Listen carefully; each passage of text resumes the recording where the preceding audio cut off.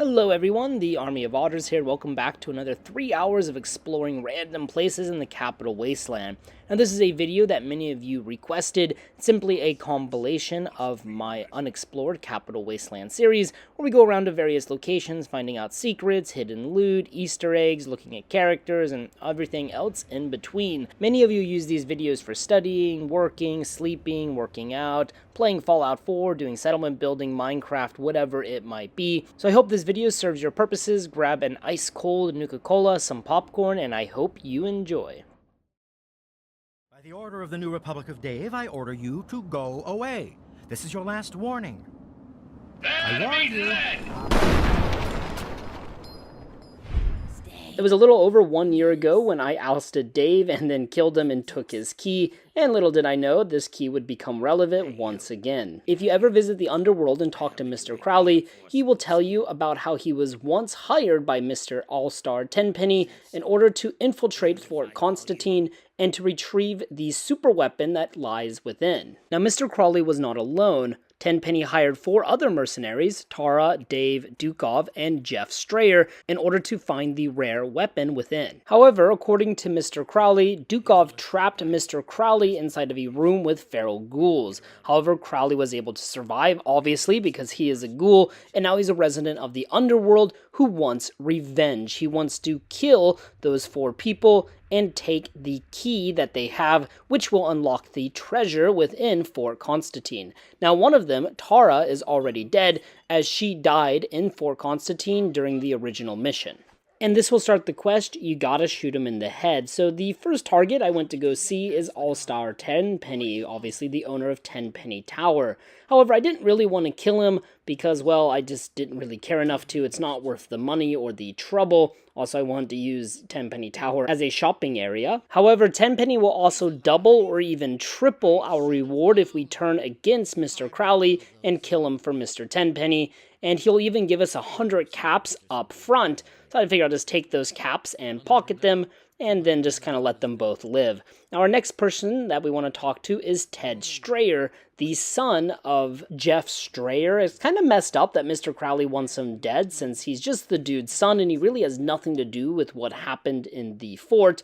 So we can just get the key from him for a measly 25 caps. Figure it's fair because Ted is kind of an addict, he has problems. So might as well give him something, and yeah, 25 caps is not a lot. After that, we're going to go over to Dukov, who is apparently the man that betrayed Crowley. But I'm not about to just kill a man because of what somebody else said, so I decided to try and use a speech check, which is one of the hardest in the game. I have 100 speech, but only had a 54% chance to get that right, but we got it, and we got the key from Dukov. Otherwise, it would cost 200 caps, or you could ask one of Dukov's girls to get the key for you. Now, if you're going to do the quest the way I'm doing it, there really is no reason to visit Tenpenny. You really just need to go to Ted Strayer, Dukov, and Dave. You saw me kill Dave at the beginning of the video, of course, and once you go to those 3, you can get the keys from them, and then you can go to Fort Constantine. If you give the keys to Mr. Crowley, he will go to Constantine by himself, and then take the power armor for himself. But that's not what I want. I want the power armor for myself, or actually for my companion, Karen. Now, Fort Constantine is way up here in the northwestern part of the map, kind of in between these 2 SATCOM arrays, also up here near Raven Rock, as you can see there. And as you approach, you're going to notice that the fort is pretty large, and there's many different sections to it. Right outside here, we have a missile silo, and we can quickly learn, once we go inside, that Fort Constantine was used to store and launch nuclear weapons. So, pretty big place in the Fallout universe, of course, considering the world ended by nuclear fire. Now, there's going to be a lot of robots around the base, so just be prepared for that, to take them out. Honestly, I didn't have much trouble. There will be some sentry bots depending on your level, but they were pretty easy for me just using this plasma rifle. So yeah, just take them out as you need to, and then the other robots are pretty easy, but there's one of those sentry bots I was talking about. But here is the entrance. There's a small little building on the left. There's this like little shack at the entrance, and then there's the office on your right next to the sign that says Fort Constantine. Now the little building on the left is actually the command officer's quarters. We'll go inside, and this is actually kind of the entrance to the entire fortress. There is a staircase that'll take us deeper and deeper. So we'll do that. Now on the queen size bed, we can find a copy of Guns and Bullets. So obviously you want to take that.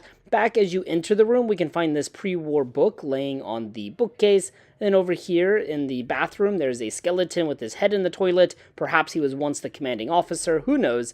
And also in the kitchen, there is a bottle of Nuka-Cola Quantum. And then as we make our way downstairs, we can find the bobblehead for big guns. We can also find a dead Wastelander that appears to have picked open the safe for us, but then he was conveniently killed, probably by a robot or something. But anyways, there's also a stealth boy and a Chinese training ops manual next to him.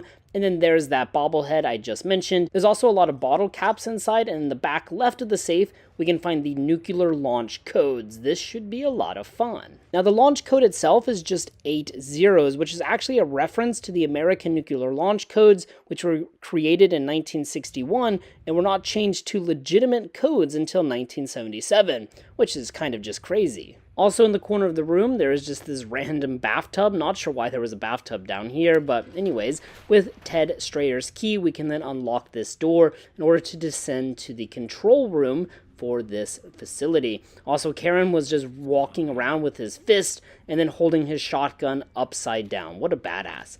Now, in this next room, we can find some ammunition and caps on this desk. There's also going to be some ammunition boxes, of course, that you can loot and take whatever ammo you find inside. And, of course, there's going to be a sentry bot as we make our way through, so just be prepared for all kinds of robot shenanigans. But making your way through the fort is pretty easy. It's pretty linear. There are some restrooms and stuff, and I always check out restrooms to see what kind of weird stuff we can find, especially skeletons. Now, on this next level, there's going to be some medical supplies. It appears this was like a first aid or medical area. Inside of the lockers, also, you can find medical supplies, so worth taking a look. Keep descending further and further into the bunker. Eventually, you're going to find this average locked door. You can either hack it or pick it. It is up to you. But quite honestly, you're not missing out on much if you choose just to skip it. There's just some medical supplies in here. And also, you can open up this locker for some more medical supplies, but really nothing crazy inside.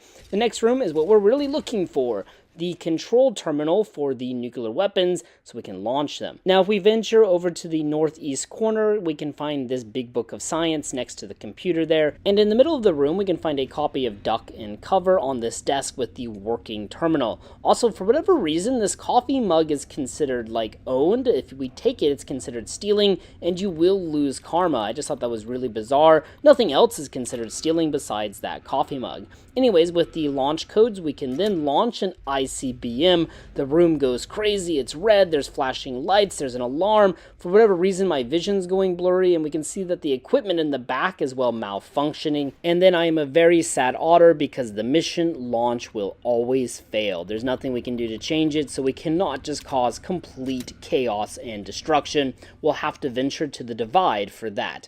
Anyways, we'll keep making our way down, pretty much finished in that room, and we come to this like little kitchen area, and then there's a robot down there on the stairs, so just take him out.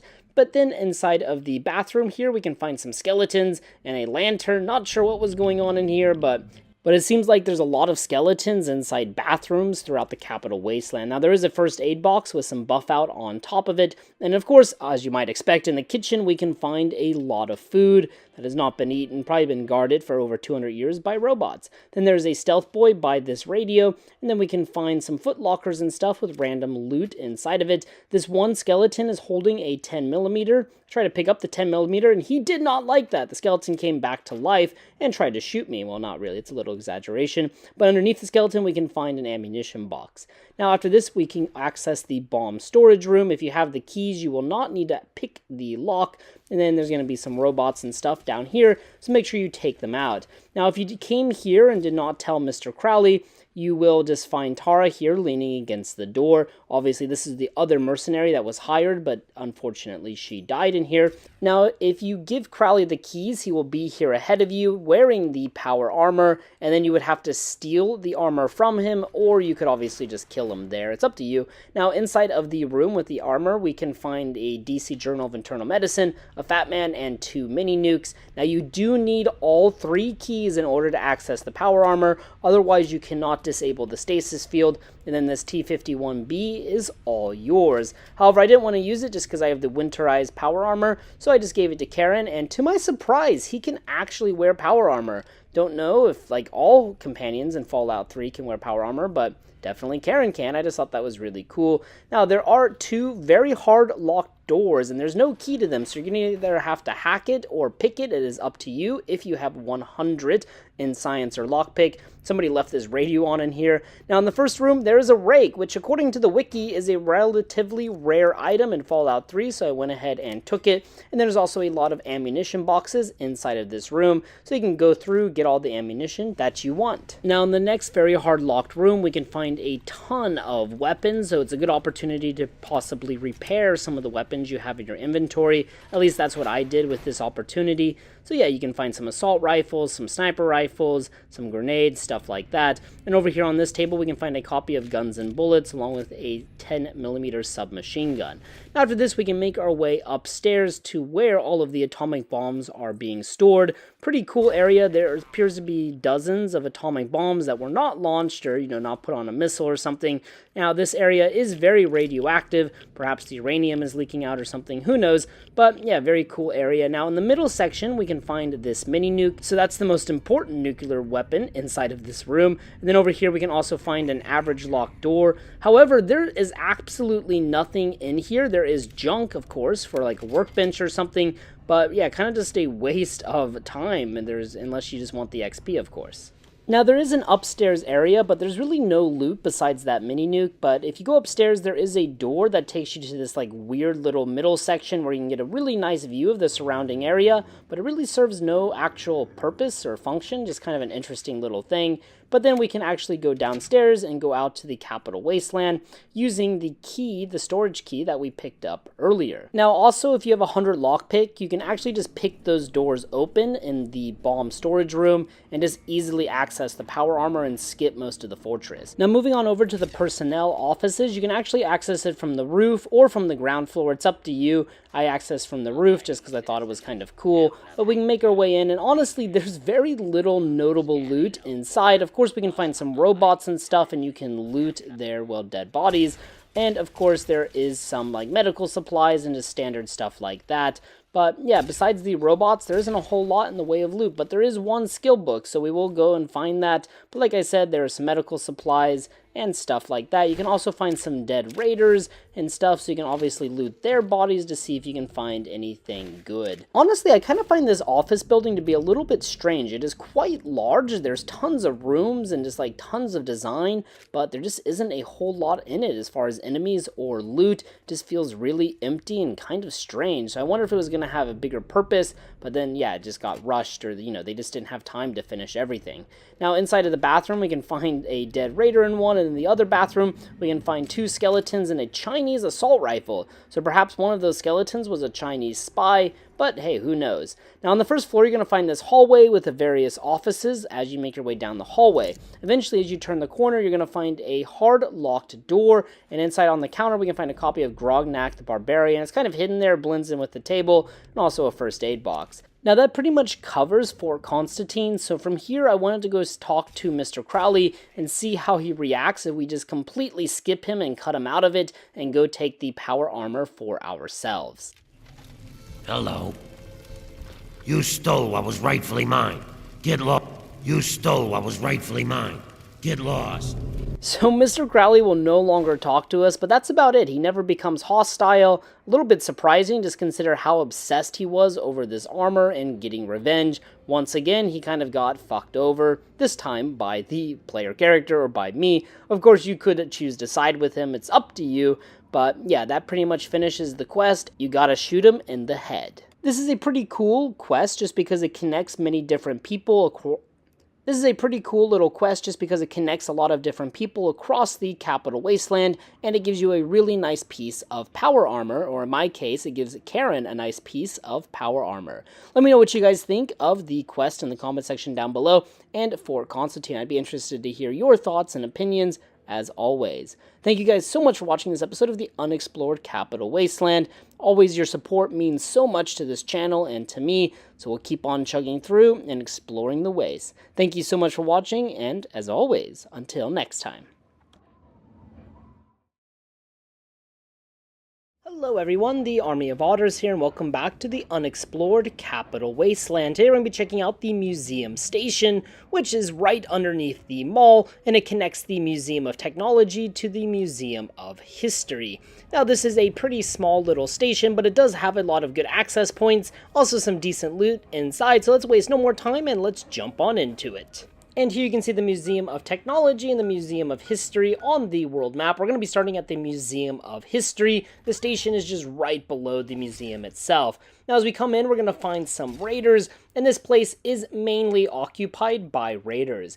Now immediately we have two restrooms. Inside of the ladies' restroom, well, there's obviously a lot of stalls, and inside of a little box here we can find a copy of a Chinese training ops manual, which will increase your sneak. Also there's some chems in this box and a skeleton, so perhaps it was like a Chinese spy that was getting high off of his ass when the bombs fell. And then inside of the men's restroom we can find the scariest enemy of all, rad roaches. And if we go inside, we can actually find out that an unfortunate wastelander, well, that rad roach went flying, but anyways, an unfortunate wastelander met his end in here, probably killed by those rad roaches. Man, what a terrible way to die.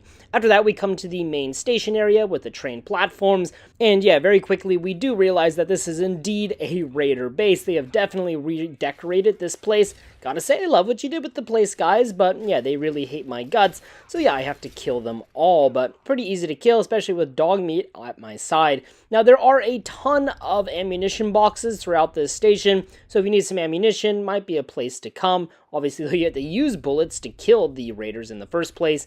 In this little corner here, we have a fire next to some more ammunition boxes, so loot your way through and take all of the ammo that you need. Now, after this, we're going to go check out the train tunnels, and I decided to start with the northern tunnel just because it had the best loot. There was also this raider, I think, walking back to his camp, and then, yeah, me and Dogmeat killed him, looted his body, and took whatever we could find. Now, this train tunnel obviously has two tracks. On this eastern track, there's this little pile of rubble, and I thought I could actually climb up over it, but there's an invisible wall at the top, so we cannot go that way, so we have to use the western track. Eventually, you're going to find this room here, and we're going to talk a little bit more about this room in a second, but basically, this room will connect you Metro Central. Now, there's also a pool table in here and a copy of Grognak the Barbarian.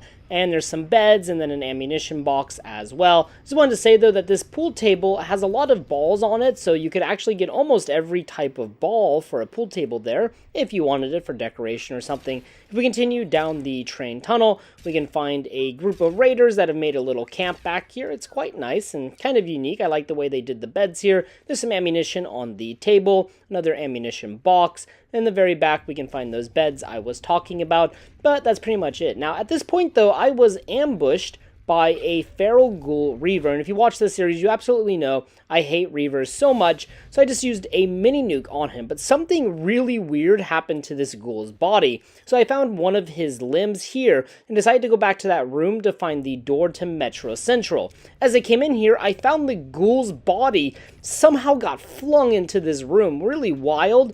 But yeah, kind of funny, and the body just glitched out. Anyways, there's the door to the Metro Central station. Then we can find another ammunition box, some shotgun shells on the table. But that pretty much finishes the northern tunnel, so we're going to go all the way back to the southern tunnel. And quite honestly, there is not much loot down this way. There's this one raider, but this path is really just important because it connects to Anacostia Station. Come all the way to the end here, and then we can find the door to Anacostia, which is the train station that is near Rivet City. Now from here I decided to make my way out the other exit to the Museum of Technology. There's some more ammunition boxes up here along with some chems on the table, so make sure you pick those up, some buff out, some jet. Now there might sometimes be raiders here, I'm not for sure, it looks like there could be, but I found no raiders, just ammunition boxes, which I was really happy just to take the ammunition. Also a trash can and some posters and stuff as we exit. Now once we get to the Museum of Technology, I was ambushed by some super mutants. And I just wanted to make a point because during this ambush there was a super mutant overlord. And yes, overlords have a lot of health, but it's not unreasonable, and when you kill an overlord, you usually or often get a very good reward. Here, I got a mini nuke, so it was worth killing him. Feral ghoul reavers never give you anything good. And that pretty much concludes this video. Thank you guys so much for watching this episode of the Unexplored Capital Wasteland. Let me know what you guys think of Museum Station. Do you ever go here or use it for transportation around DC? I'd be interested to know. As always, guys, if you have any recommendations or ideas for future videos or future locations, please drop them in the comment section down below. And as always, until next time.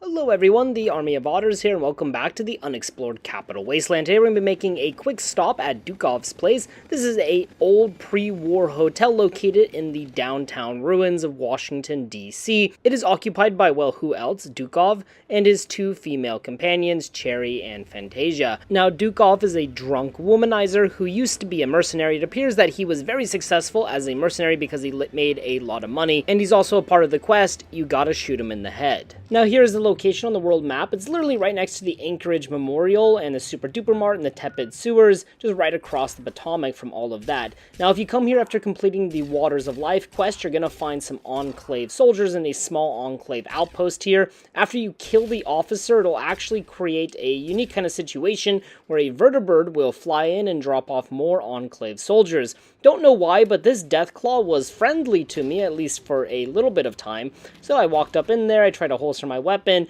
in order to have a new pet. But yeah, eventually he wasn't having any more of it, and then Karen decided just to shoot him because, well, he turned on us. So yeah, Karen was just really trying to protect me, but our pet Deathclaw is, well, our pet no longer.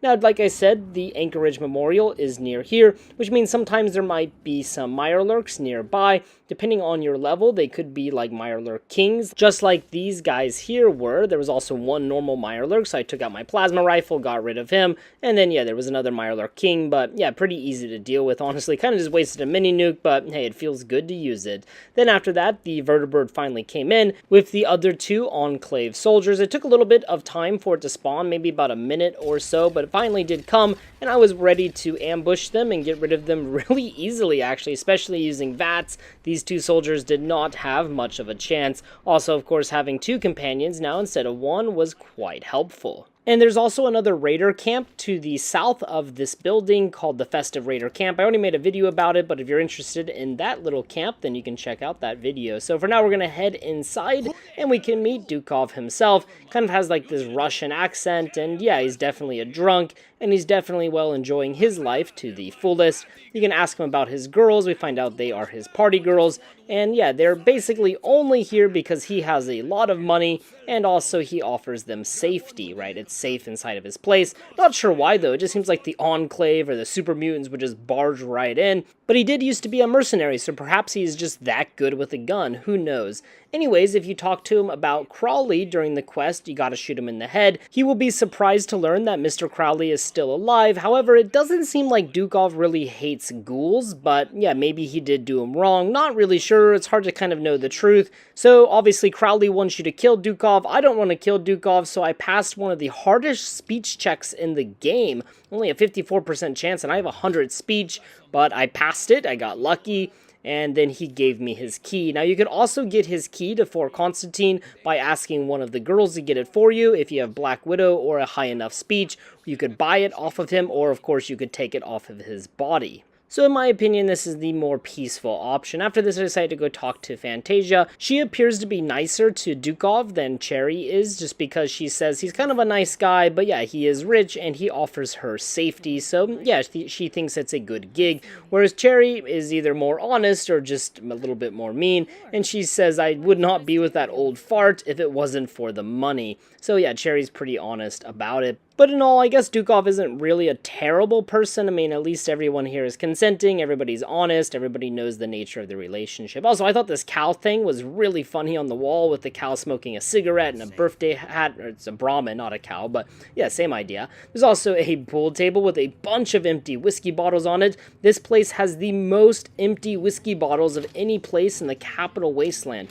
A whopping 183 empty whiskey bottles can be found in this place. Now, there's also some bathrooms and stuff. Like I said, it's a pre-war hotel. Over here, we can find an easy locked door, and if we open it up, well, inside we only find a gun, so I guess that is what Dukov is keeping in here for safety. Not quite sure. Then upstairs we can get a better view of the interesting light fixture in the middle. There is a little office space over here, but there's really nothing in it. If we go to the west side of the hotel, we can find Dukov's room, where I'm sure a lot of shenanigans goes on. Over here on the bookshelf, we can find some good loot, a Nuka-Cola Quantum, also a copy of Pugilism Illustrated, both of which have to be stolen, so if you don't really care about your karma, then you can take them. Also, there's a jukebox hanging down from above, so just kind of a very interesting aesthetic there, that's for sure. Not sure if this was original to the hotel, perhaps it's like a Japanese love hotel, who knows. Anyways, there's also a BB gun shooting range, so it appears that Dukov enjoys target practice. Also, I just thought it was interesting that the NPCs in here will actively pick up the whiskey as if they are about to drink it and have a party. And the last major thing to note about this place is Dukov's Place is a pun on Duke's Place, which is a 60s jazz song by Duke Ellington. So that pretty much sums up Dukov's Place. It's a pretty central location despite the fact there's not really a lot of importance going on here. So let me know what you guys think of Dukov in the comment section down below. I would be interested to hear. Also, how do you guys go about? You gotta shoot him in the head? I'd also be interested to know. Alright guys, I think that's all for today's episode. If you have any recommendations for future locations or future videos, please post them in the comment section down below. Thank you so much for watching, and as always, until next time.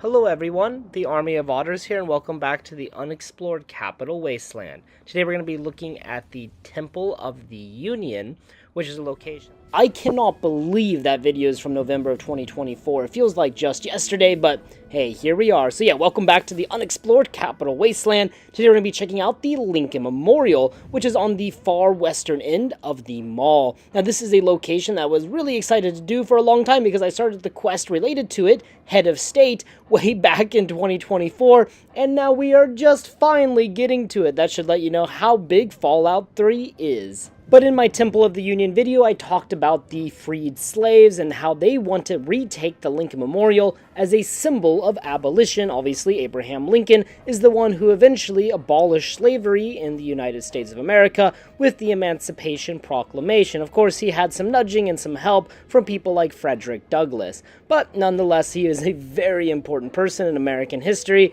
and obviously he is a symbol to these freed slaves and slaves who are not freed yet.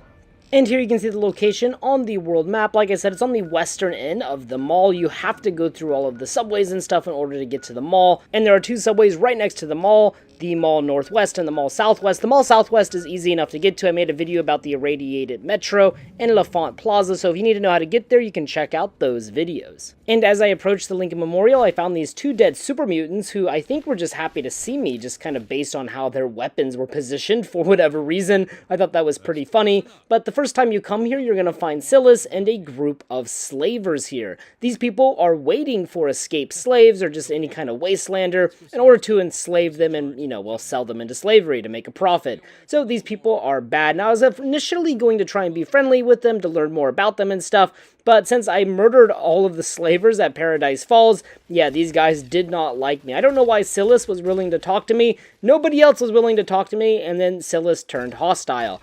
And this fight was a little bit interesting just because you have all of these bullets raining down on you, but since there's three of us now, me, Dogmeat, and Karen, it was actually a pretty easy fight. We just easily overwhelmed their forces. So we came up on the Lincoln Memorial, and the first thing you're going to notice is Abraham Lincoln's head is missing. Now in Fallout 3, his head is located at the Temple of the Union, and if you're playing Fallout New Vegas, you can actually find Lincoln's head. It's in Brockflower Cave for whatever reason. Don't know how it made its way there, but hey, I'm just going to assume there's some really crazy lore behind that. Now, just like the real Lincoln Memorial, you will notice that there's two speeches inscribed on either side of Lincoln. One is his second inaugural address, and the other is his Gettysburg Address. And then over here, there is a tripwire. There are several traps around here, so do be careful. Behind the Lincoln Memorial, I found some more slavers. However, these guys literally just let me kill them. I don't know why that happened, but maybe some kind of weird glitch or something. But hey, thanks a lot. Just thanks for surrendering. It makes my life hell of a lot easier. Then there was a random-ass explosion here. Not sure what happened. happened. Maybe Karen or Dogmeat set off this tripwire, but yeah, I just thought it was really weird. And then there is that other speech. It is much, much longer. Anyways, over here we can find some beds and stuff. Obviously, this is where the slavers would sleep before, well, we massacred them. But there's no loot up there. If you want loot, you're going to have to go back down to where we killed Silas, and you have to go inside the maintenance room. Now, in here you can find 5 Nuka-Colas. Also, there are these little plaques that kind of just give history about Abraham Lincoln and some quotes and stuff from him, which is pretty cool. I like history a lot, so I like this place. It feels like home. And then over on this table, we have some more Nuka-Colas and some noodles, so it looks like the slaves were about to chow down before I murdered all of them. Then there's some more of these plaques, and over here on this shelf, we can find a Nuka-Cola Quantum. It says we have to steal everything in here, but you don't lose karma for taking any of it, oddly enough. I mean, you're stealing from slavers, so yeah, who really cares? After that, we're going to go back to the Temple of the Union. I talked to Caleb Smith because I took the picture from the History Museum that he wanted, which has the picture of the Lincoln Memorial on it so he can restore it.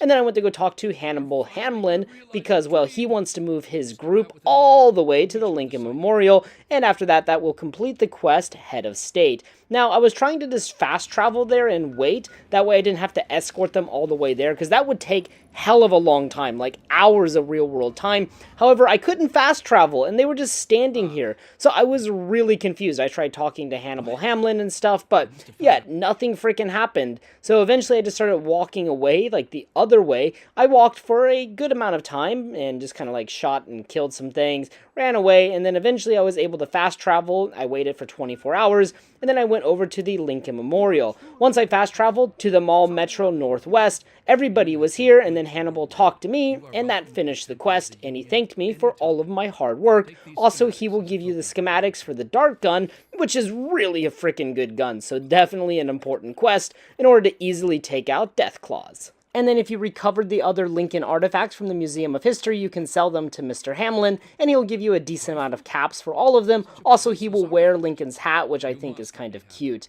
But yeah, this is a good way to get those items off of you, get some caps, and I'm sure Mr. Hamlin will be taking good care of them, because the dude literally idolizes Abraham Lincoln. After this, Hannibal just started running. He just darted to the memorial. He couldn't hold his excitement anymore to see everyone's favorite top hat wearing president. But that pretty much covers the Lincoln Memorial. It's really just a Lincoln Memorial, just like it is in real life. I'm sure it's a lot smaller than it is in real life, but nonetheless, it is really cool, and there's a lot of attention to detail, so I gotta give Bethesda credit and respect. Alright guys, thank you so much for watching this episode of the Unexplored Capital Wasteland. If you have any recommendations or ideas for future videos or future locations, please post them in the comment section down below. Thank you guys so much for watching, and as always, until next time.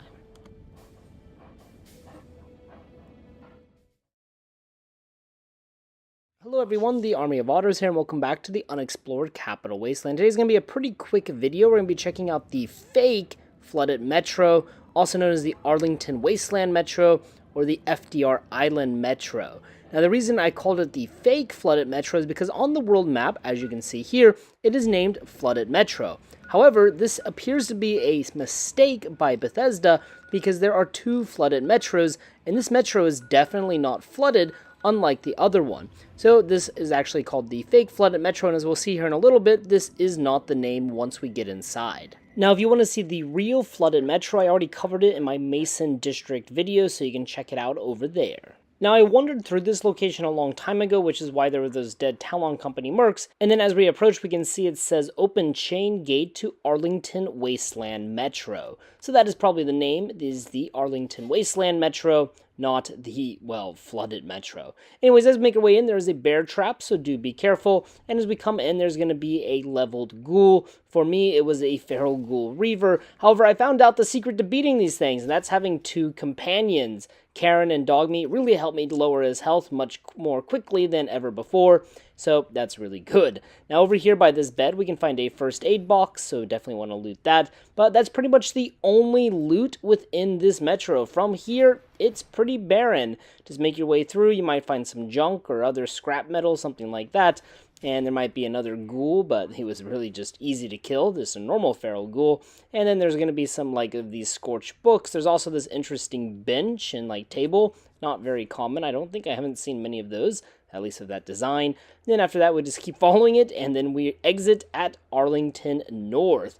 the Arlington North Station, as you can see here, and we will be covering the Arlington Cemetery very shortly. Now, this was a very short video. I hope you guys enjoyed. Thank you so much for watching this episode of the Unexplored Capital Wasteland, and as always, until next time. Hello everyone, the Army of Otters here, and welcome back to the Unexplored Capital Wasteland. Here we'll be checking out Arlington Cemetery, which is based on the real-world Arlington National Cemetery, so obviously just a pretty standard place that you would have in a video game based in Washington, D.C. Let's waste no time and let's jump on into it. Now, the cemetery is located just south of Williams Wharf, and the easiest way to get here is by the flooded Metro, also known as the Arlington Wasteland Metro, just south of Williams Wharf. Now, as we come into Arlington North, this station here, you're going to find a train platform, and then if you have the Lawbringer perk, you can find a dead regulator on the staircase, which will also get you some special loot. However, if you don't have the Lawbringer perk, you cannot find this dead regulator. But on his body, we have a bounty notice for Junder's Plunkett. Basically, it tells us that there is a raider living in Arlington Cemetery, and that if we bring him in, dead or alive, we will get 1,000 caps. Apparently, he is wanted for committing murder in Canterbury Commons, so yeah, he was a wanted raider. However, I think the bounty on his head is quite high, just considering what you'll see later. Anyways, as we enter Arlington Cemetery, we're going to find a group of raiders standing just below this Valkyrie fountain. Now, honestly though, this is the only enemies I encountered in all of the cemetery. Don't know if Bethesda did that because it's an actual cemetery in real life, and they didn't want to like disrespect the dead or something, not so sure. But if we come to the very northern end, the road abruptly ends, and then there's this crater, and it looks like there used to be a house or something in the crater, but the road ends right before it. So I'm not sure what is going on with that design there, but it's kind of interesting. And as we walk down the street, and as you saw in the intro of the video, we have this golden Valkyrie just kind of standing before this like water fountain. These Valkyries are also present right in front of the White House and like the White House Plaza. Now, if we go over here to the train station, there's one of these preservation shelters. Inside, there's a mannequin of a woman, sexy sleepwear, and a bottle of wine with 2 glasses. That's quite an interesting thing to put in a preservation shelter, but hey, to each their own. And for better or for worse, the cemetery is just kind of a wide open field. There's no NPCs, there's just lots and lots of graves. I mean, I guess that's what you would expect to find in a cemetery, but in the post-apocalypse, I would expect it to have maybe other uses. Now, interestingly though, on some of the graves, we can find flowers, which in Fallout 3, having that kind of color is bizarre, just because this game is so green and like gritty and stuff. Perhaps a ghoul or someone is laying flowers for some old comrades that died a long time ago, and of course, ghouls can live for, well, ungodly amounts of time.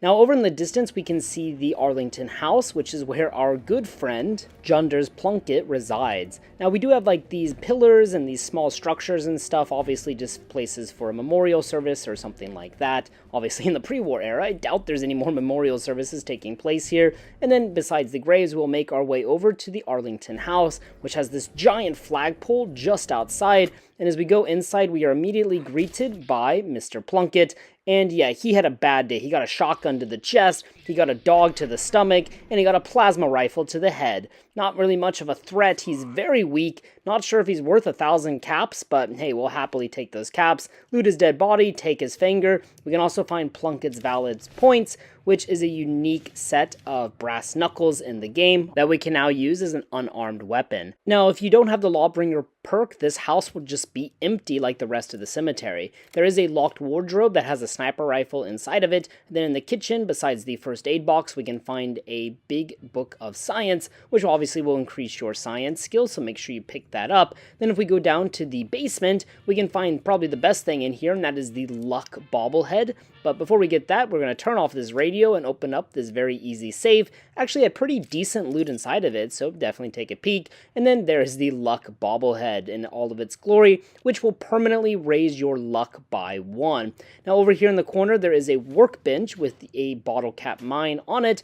Then there's a refrigerator with some alcohol. There's a first aid kit underneath the bed. And then in the corner, we have a shrine to Abraham Lincoln. Not sure what Mr. Plunkett was getting up to. There was some sexy sleepwear in the wardrobe, and a shrine dedicated to Lincoln with some bottles of wine and a knife and blood stains. Some kind of weird, like, religion being built about Abraham Lincoln. Not sure what, but probably best we don't turn this into a religion. And then I made my way upstairs, but quite honestly, there isn't a lot upstairs. We do have a children's room with various toys, and then obviously the master bedroom. Now, it is worth mentioning that this house is actually really good for player housing. Once you get rid of Mr. Plunkett, all of the containers inside are safe. However, it is worth noting that if you come here without the Lawbringer perk and you use the first aid box in the basement that's underneath the bed, and then you get the Lawbringer perk later in the game, it will reset that first aid box, so just don't put anything in that box. But every other container is perfectly safe, and obviously once you have the Lawbringer perk,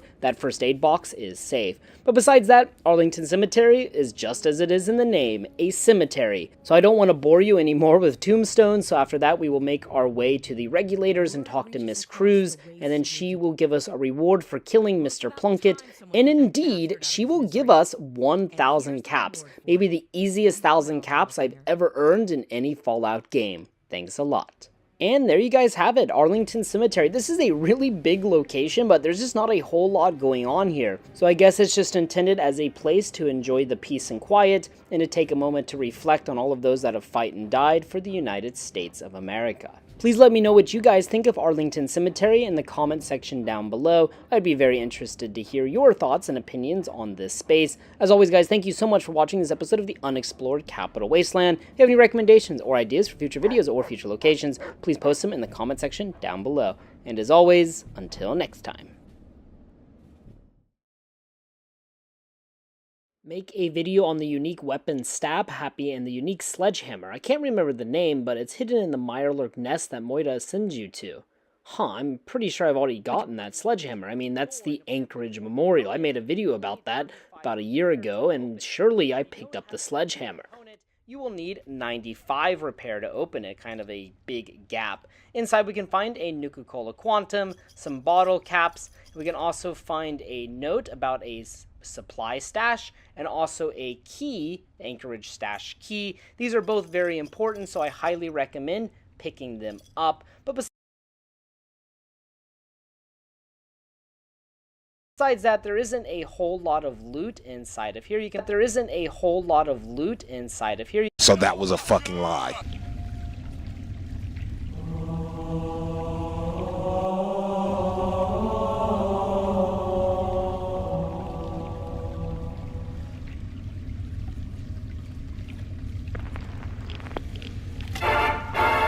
Yippee-yay!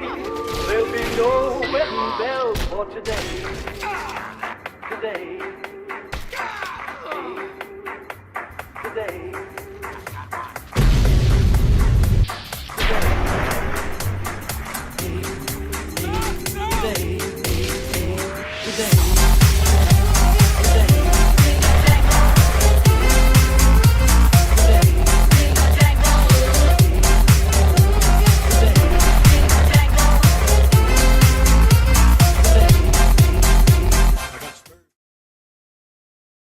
Hello everyone, the Army of Otters here, and welcome back to the Unexplored Capital Wasteland. Today we're going to be checking out Mama Dolce's, which is an old food processing plant that maybe produce sweets just because Dolce is sweet in Italian. However, once we go inside, we will find out that, well, maybe they were not producing sweets and were instead serving up a nice dish of subversion. And on the world map, you can see Mama Dolce's right here at Arlington South, at the very southern part of Arlington National Cemetery, and it definitely has the most hostiles out of any place in Arlington Cemetery. Now, it is worth mentioning there is a lot of really good loot, and right outside, right as we come up, we can find this dead wastelander with some bobby pins on him, and then right next to him is a copy of Tales of a Junktown Jerky Vendor. So we'll happily take that. And of course, this used to be a food processing facility, so outside we can find a truck with a lot of food and stuff in it, processed food, that is still, well, not eaten apparently. And on top of Mama Dolce's, there's a very bizarre sight. There's this car just sitting on the roof. I have no idea how they got the car up there, but anyways, quite interesting. And then we can find the sign, Mama Dolce Food Processor, by appointment only. Now, as soon as we enter, you'll notice that there are several red dots on your mini-map or on your compass there. And then we can find a first aid box. Also, underneath this bed frame, I found a locked footlocker that had a power fist inside of it. As we make our way around, we can find an old pool table with some chairs and just junk thrown on it. And as we make our way into the next room, we can find out that this place is occupied by Chinese spies that have since been, well, turned into ghouls. Obviously, a normal person cannot survive 200 years, but a ghoul sure as hell can.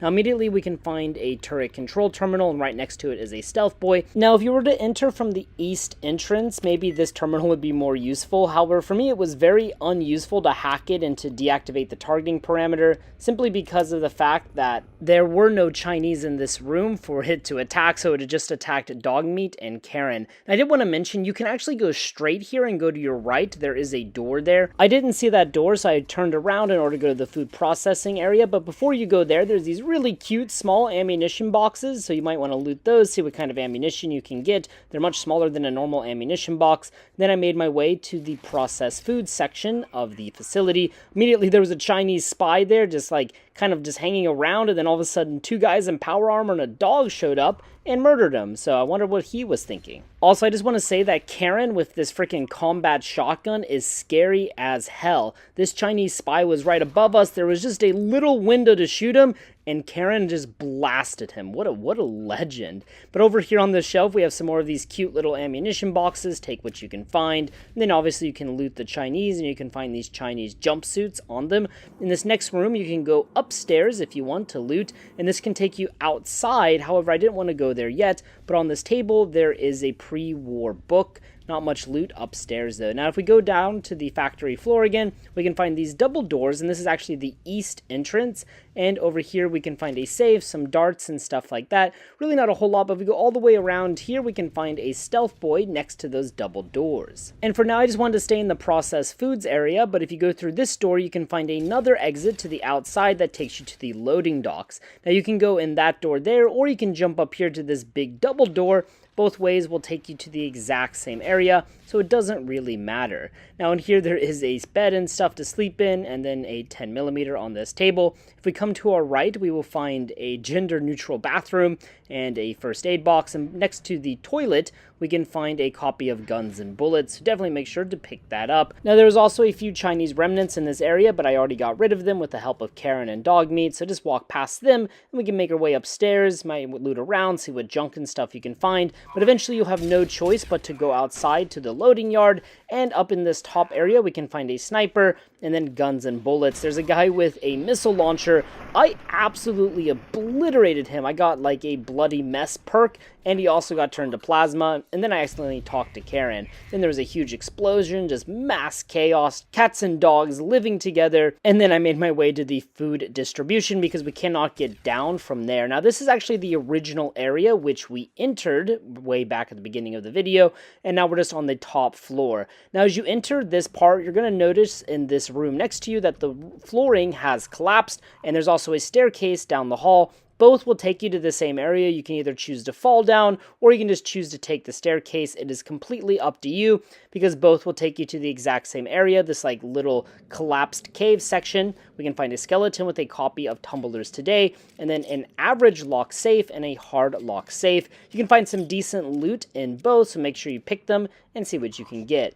But from here, there's really nothing else in this part of the facility, so we want to walk our way all the way back up those stairs to where we entered from the loading docks, and we can find a lot of sugar bombs in this room, which appears to be the captain's quarters, and there's the captain right there. He is now, well, no longer alive, and there's some more sugar bombs, and also I talked to Karen by accident yet again. But yeah, the remnants will kind of push you from below. It's really easy to kill them from up here. You're going to want to loot the captain because we can find the Mama Dolce's encryption key, which will let you see some of the shenanigans that they were up to on the terminal. We can find an average lock safe. You need to pick it and see what's inside. More sugar bombs. It appears the captain was a big fan of sugar bombs. Then over here we have a Nuka-Cola Quantum on the table and the terminal. Now the thing I wanted to look at the most was the encrypted file. If we go inside of it, we can find about Agent Huang. And basically, this terminal just states that everyone in here is part of a subversive operation by the Republic of China in the local area, or covert operations. Not sure what they're up to, but definitely spying and maybe subversive activities. Like I said, there's a Nuka-Cola Quantum right there. Also a pre-war book on the desk. And then you can loot this safe, which is only an easy lock, but also some pretty good loot inside of it. And don't forget that first aid box. And from here we can go out on this like little catwalk area, which will just lead us to the next like snipers area outside at the loading dock, some more sugar bombs, and then we can find a rolling pin right here if you need it. Apparently these are quite rare in the Capital Wasteland, so you might want to pick it up. And then if we go outside, we'll be at the other end of the loading docks. Also a sniper rifle is up here. We can find some 308 ammo, and then a Chinese Special Ops training manual, so definitely pick that up. And also if we go back into the food processing area, we can go downstairs yet again, and if we go down to this door, if you remember, we can go outside to the ground floor of the loading docks, and well, there's nothing out here now, just looting the dead Chinese soldiers. There is a gate here that says it requires a key. There is no key to open it. It literally just leads to nothingness, to the nether, to Dr. Bosch.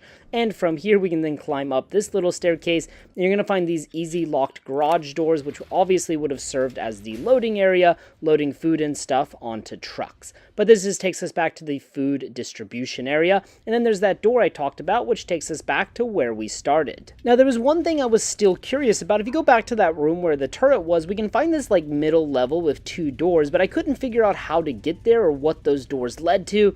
So I figured though I could just jump from above. I tried using this here, but I couldn't quite reach it. So I went above back to the captain's quarters. Then I was able to jump down onto the lower platform. Then I found out that this door was a very hard lock, and if you open it, it's just a wall. It is literally just a wall. There is nothing behind this door.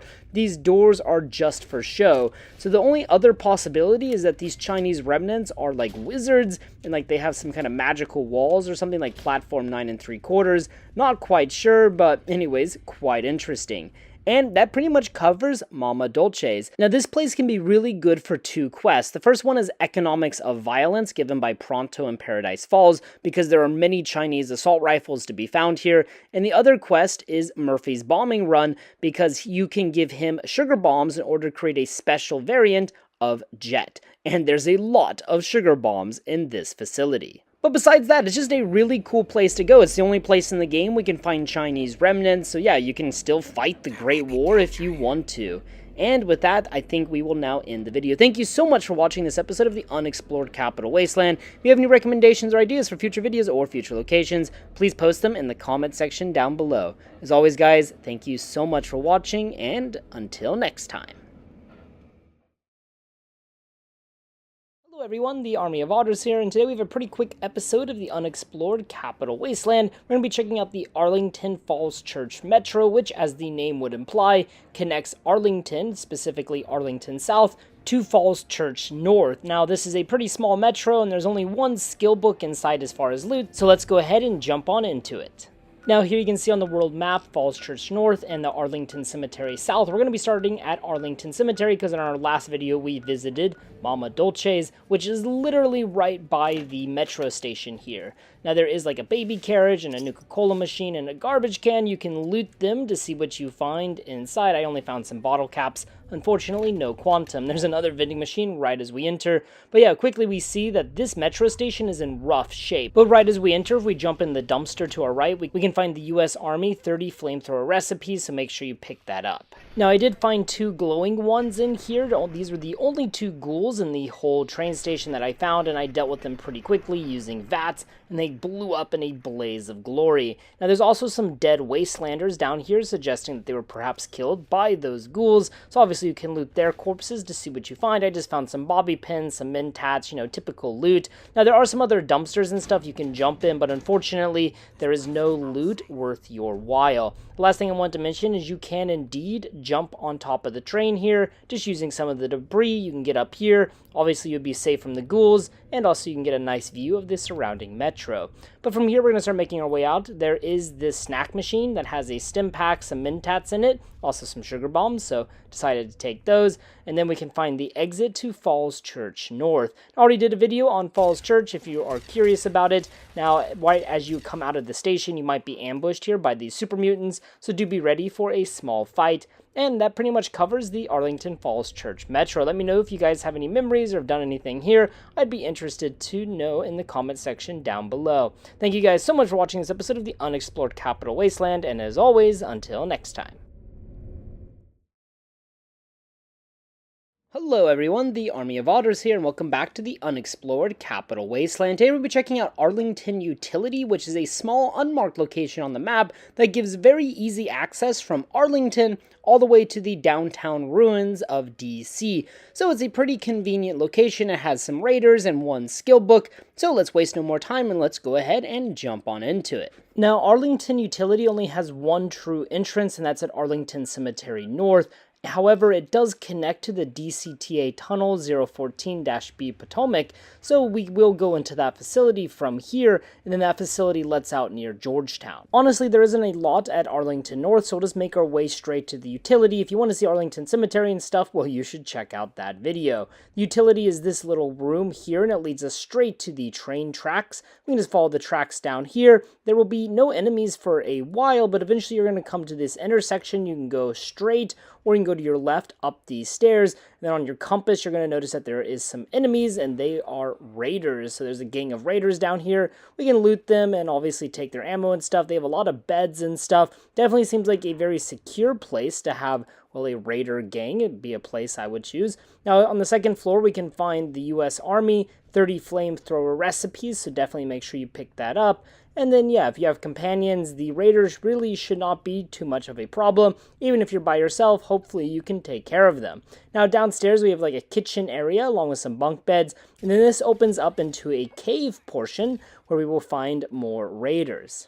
And in the cave section, they have various supplies like first aid kits. There's some beds, some junk, some alcohol, ammunition boxes. So just kind of loot around as you make your way through, you know, just as you normally would. There are a lot of beds for these raiders, and I don't think there's that many raiders. So that's kind of interesting. Perhaps their population is very low right now. Who knows what's going on, but eventually this will reconnect up with like a sewer system, and then we can find out the raiders are having some trouble with mirelurks. So the mirelurks are coming in from the DCTA tunnel 014-B Potomac. Man, what a name it is for that freaking tunnel. But anyways, yeah, the mirelurks seem to be giving the raiders some trouble. But the only trouble they're giving me is their dead bodies are covering up these stimpaks and ammunition boxes on this table, so I moved the bodies in order to take the loot. Also, there's a dead raider in this room that we can assume was killed by the mirelurks. Now, as you make your way up the ramp here, be careful, there is a tripwire. Thankfully, I'm going up the hill, so the grenade bouquet just kind of fell down the other way, and then big boom. And from there, we will enter the DCTA tunnel. But that will be a story, well, for the next video. So that pretty much sums up Arlington Utility. Pretty short video. Let me know if you guys have any memories here. If you ever go here, I would be interested to know. Thank you so much for watching, and as always, until next time. Hello everyone, the Army of Otters here, and welcome back to the Unexplored Capital Wasteland. Here we're going to be checking out the DCTA Tunnel 014-B Potomac. That is a mouthful, so for the remainder of this video, we're just going to be calling it the DCTA Tunnel. Now, DCTA stands for the District of Columbia Transit Authority, which is just the name of the rail company in Fallout 3 or in the pre-war era, and inside of here we can obviously find, well, a metro system. It appears that these tunnels were used during the pre-war era in order to easily access the tunnels for repairs or possible evacuation routes and stuff like that. Now, however, these tunnels have been taken over by mirelurks. It does appear that raiders used to live here, but it seems that they've all been killed by the mirelurks. Now, there's only one outside entrance to these tunnels, and it's right by Georgetown West, and the door is located in that little canal next to the water, so it's pretty easy to find. I made a video about Georgetown if you're interested more about it, and you can easily find the entrance in that video. Now, I'm coming from the Arlington Utility, where we were in the last video, and there's an entrance at the end of Arlington Utility, which takes us from Arlington Cemetery, so pretty convenient. Now, as we come into the DCTA tunnel, we can find, well, an ammunition box right at the entrance, and honestly, there's not a whole lot else in this first room, so as we come out, we will find a metro tunnel. Part of the wall here has been blown clean off, and there's a mirelurk claw in here, which is apparently what mirelurk meat looks like. So pick that up, cook it up later for some dinner. Sounds freaking delicious. Then we have an ammunition box on this table, obviously the old raider fortifications. As we come into the next tunnel, we can see some bodies and stuff hanging from the wall. I highly doubt the mirelurks are doing that, but hey, you never know. But probably just leftover decor from the raiders. Now, eventually you're going to find this little side door on your right, and you can either here, keep going, and then you can follow the tunnel to your right, and there'll be another door on your left. So obviously I just took the first right to see where this went, and just led me to a dead end. There was nothing in there, but as soon as I left, a Mirelurk King spawned, and my companions were fighting him, so I went back to help them out. Again, I went back down here to see if I could find anything, but really there's just Mirelurk eggs, so I couldn't find anything of interest down there. And as we come along here, we can find some more Mirelurks, just got rid of them pretty easily. This part of the metro is actually kind of creepy in my opinion. We have these like Mirelurk eggs hanging from above us. This kind of has a really creepy atmosphere, and just absolutely love it. Fallout 3 does do atmosphere very well. As we go into this door to our left, we will find the entrance to Georgetown. So kind of in the middle of the tunnel itself. It just takes us right out here to the canal area. But there's really nothing out there for us because we already visited and looted that area. So back inside of the DCTA tunnel, we'll keep making our way and just kind of following a straight path. We'll have some more Mirelurks. So yeah, just take them out as you find them. They will be leveled, so if you're a higher level like I am, then they will be, well, harder to kill. But you should have better weapons, better armor, and maybe some companions like I do. Now here we can go right, or you can keep going straight. If you keep going straight, there will be a door that'll take you to Foggy Bottom Station. There's also a flooded compartment, however there's nothing in the flooded compartment, so you can just stay up on the second level, and then that door across this little bridge here will take you to Foggy Bottom Station, but we don't want to go there yet because that is an episode for the future.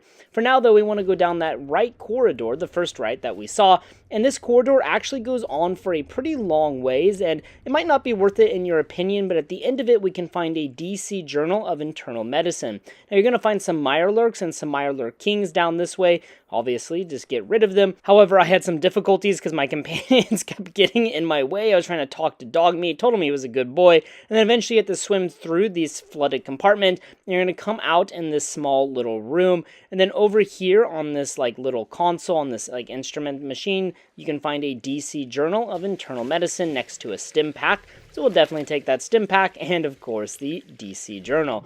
And that pretty much covers the DCTA tunnel. This unmarked tunnel does provide pretty easy transportation from, like, Arlington, kind of in the middle western part of the map, to the eastern part of the map, going to Foggy Bottom and Georgetown. So that is really nice, just a convenient way to travel. And also the atmosphere inside is really cool. Let me know if you guys have any memories of this tunnel. I'd be interested to know in the comment section down below. As always, guys, thank you so much for watching this episode of the Unexplored Capital Wasteland. If you have any recommendations or ideas for future videos, future locations, please post them in the comment section down below. And until next time.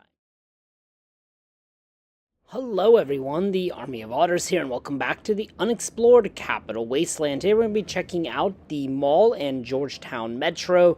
This is a pretty small metro, so this will be a pretty short video. There's one skill book inside and some feral ghouls. Therefore, let's waste no more time and let's go ahead and jump on into it.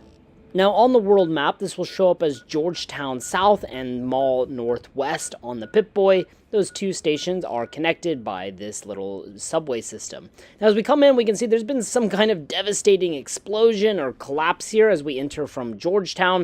As soon as we enter, we're going to encounter a feral ghoul and this restroom on our left. However, there's nothing inside of it besides that haunted skeleton that has jumped up for whatever reason. There is a ticket booth right here, but again, nothing inside. As we come into the actual station area, we will encounter more feral ghouls. Also, there's a skeleton here that had like a microscope in a box, and then Dogmeat just absolutely destroyed that ghoul.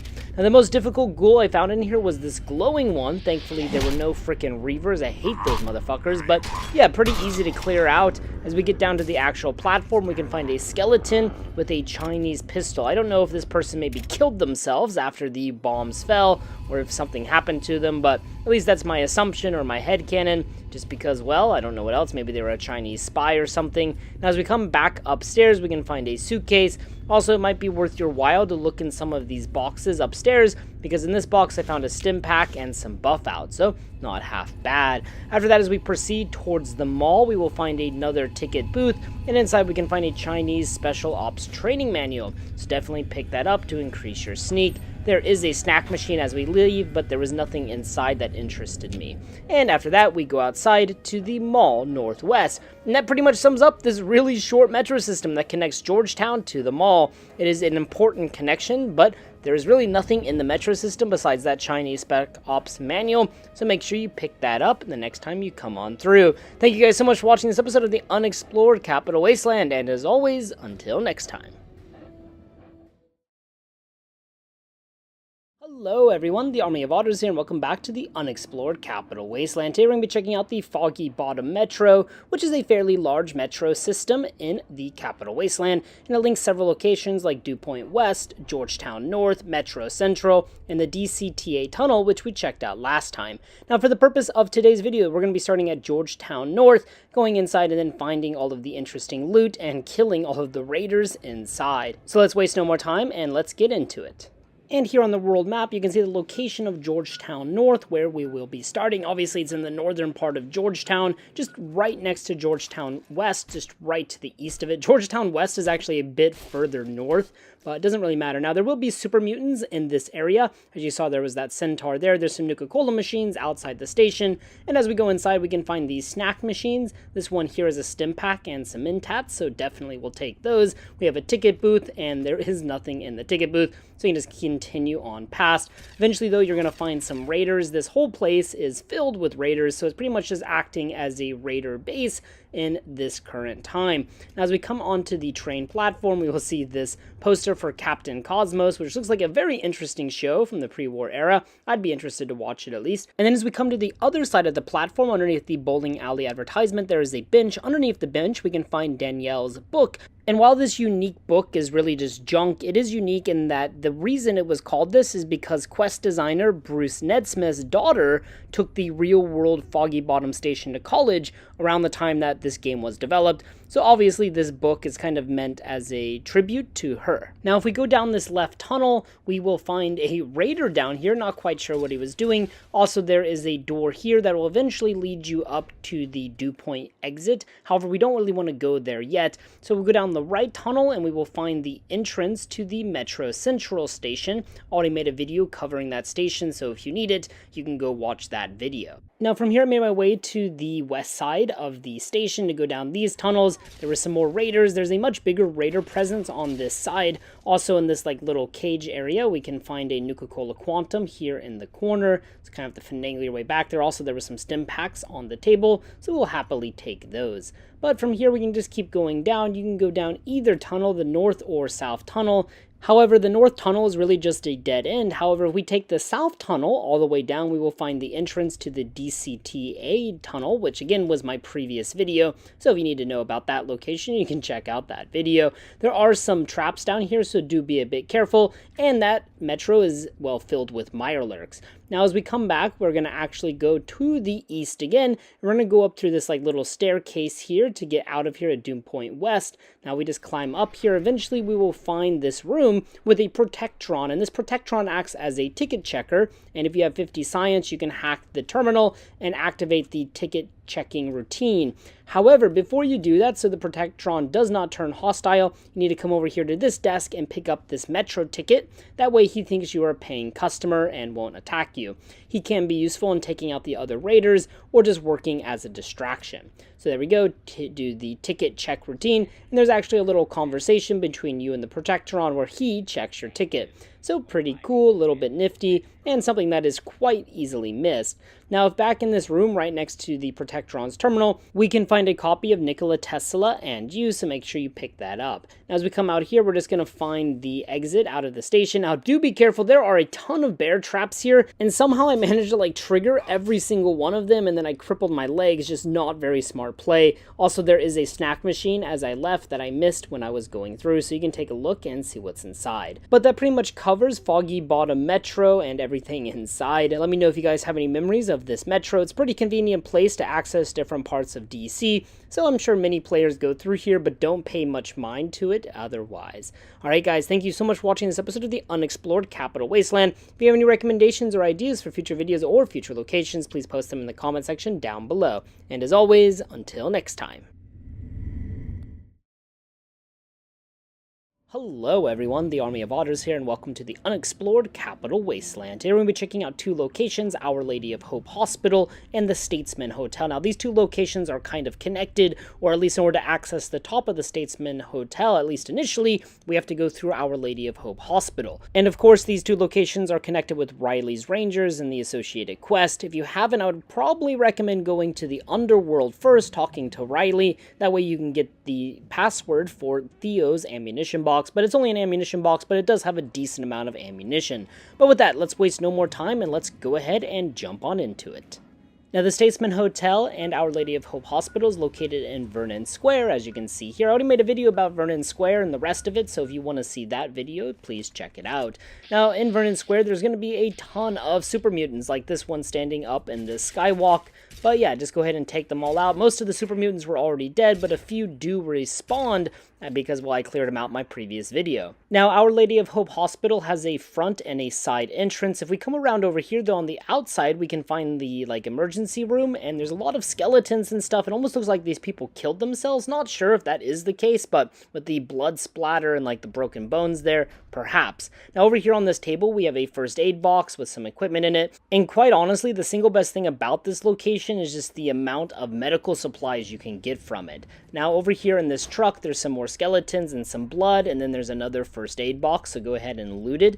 If we come around and go through the destroyed building right here, we can find the side entrance, which will actually take you to the lobby area. It's actually a really good way to go into this place, but I decided just to go in through the main entrance. Not sure why Dogmeat and Karen came out that way, but hey, whatever. Anyways, once inside, I decided to go counterclockwise. However, going clockwise also might have been a smarter decision because we could get a Mr. Handy to help us out. Doesn't really matter though. As we come in through though, we can find this Nuka-Cola machine. There's also these snack machines, and this one had some Mentats in it, so I went ahead and took those. Then as we come into the main lobby, you might want to try and be quiet because there's some unique dialogue that we can hear from these super mutants, and you wait long enough, probably while using a stealth boy or something, eventually you might hear the super mutants talk about the green stuff, and it appears that they're searching the hospital for FEV, or the forced evolutionary virus, assumingly because they want to turn more people into super mutants, but obviously they seem to have had no luck so far. But yeah, that's why there's so many super mutants in Vernon Square. There is a reason in the game for this. But the only dialogue I got was the super mutant questioning his sexuality, thinking maybe he is a woman, but he doesn't really remember. Anyways, after that, in clearing out the room, there is an entrance here. This is the side entrance, and in this room we can find a terminal which will access the turret inside the lobby, which might be useful if you didn't kill all the super mutants already. That's why I said it would be good to come in through this way so you could use that turret to your advantage. Doesn't really matter though because, well, they're all dead now. At least it didn't matter for me. And there's also that easy lock safe. Now as we come in here in the lobby, on the counter over here, we can find a pre-war book.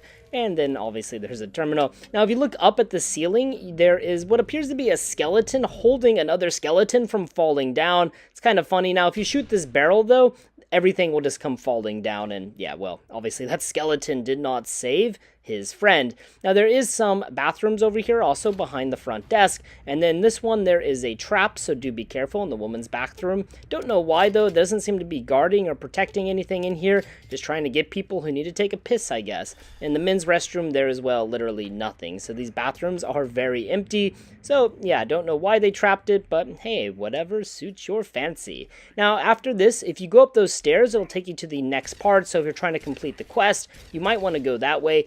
However, there is a ton of medical supplies in here, so if you just make your way, you're going to find these medical rooms, rooms where the patients would be, and every room pretty much has a first aid box for you to loot. That super mutant scared the shit out of me when I was playing. It's not as scary the second time, though. But yeah, just go through, loot. I don't know why there's two skeletons in this room. There's also bottle caps on the table behind me, but over here we can find a nurse's station, and if you access it, you can unlock the medical supplies safe right next to it. Now, we can also find some interesting information about some of the patients here, such as Tom Malone. Now, Mr. Malone appears to have hurt his groin area in what it can only be described as probably some kind of weird sexual act, as he was in the presence of what appears to be, well, an escort. Then there's also Harold Washington III here, and this guy is very interesting because he claims to have slipped inside the hotel. However, he has no injuries. However, he asked for more pillows, and when he left the hospital, well, all of the pillows were gone. This is important to remember as we make our way over to the Statesman Hotel.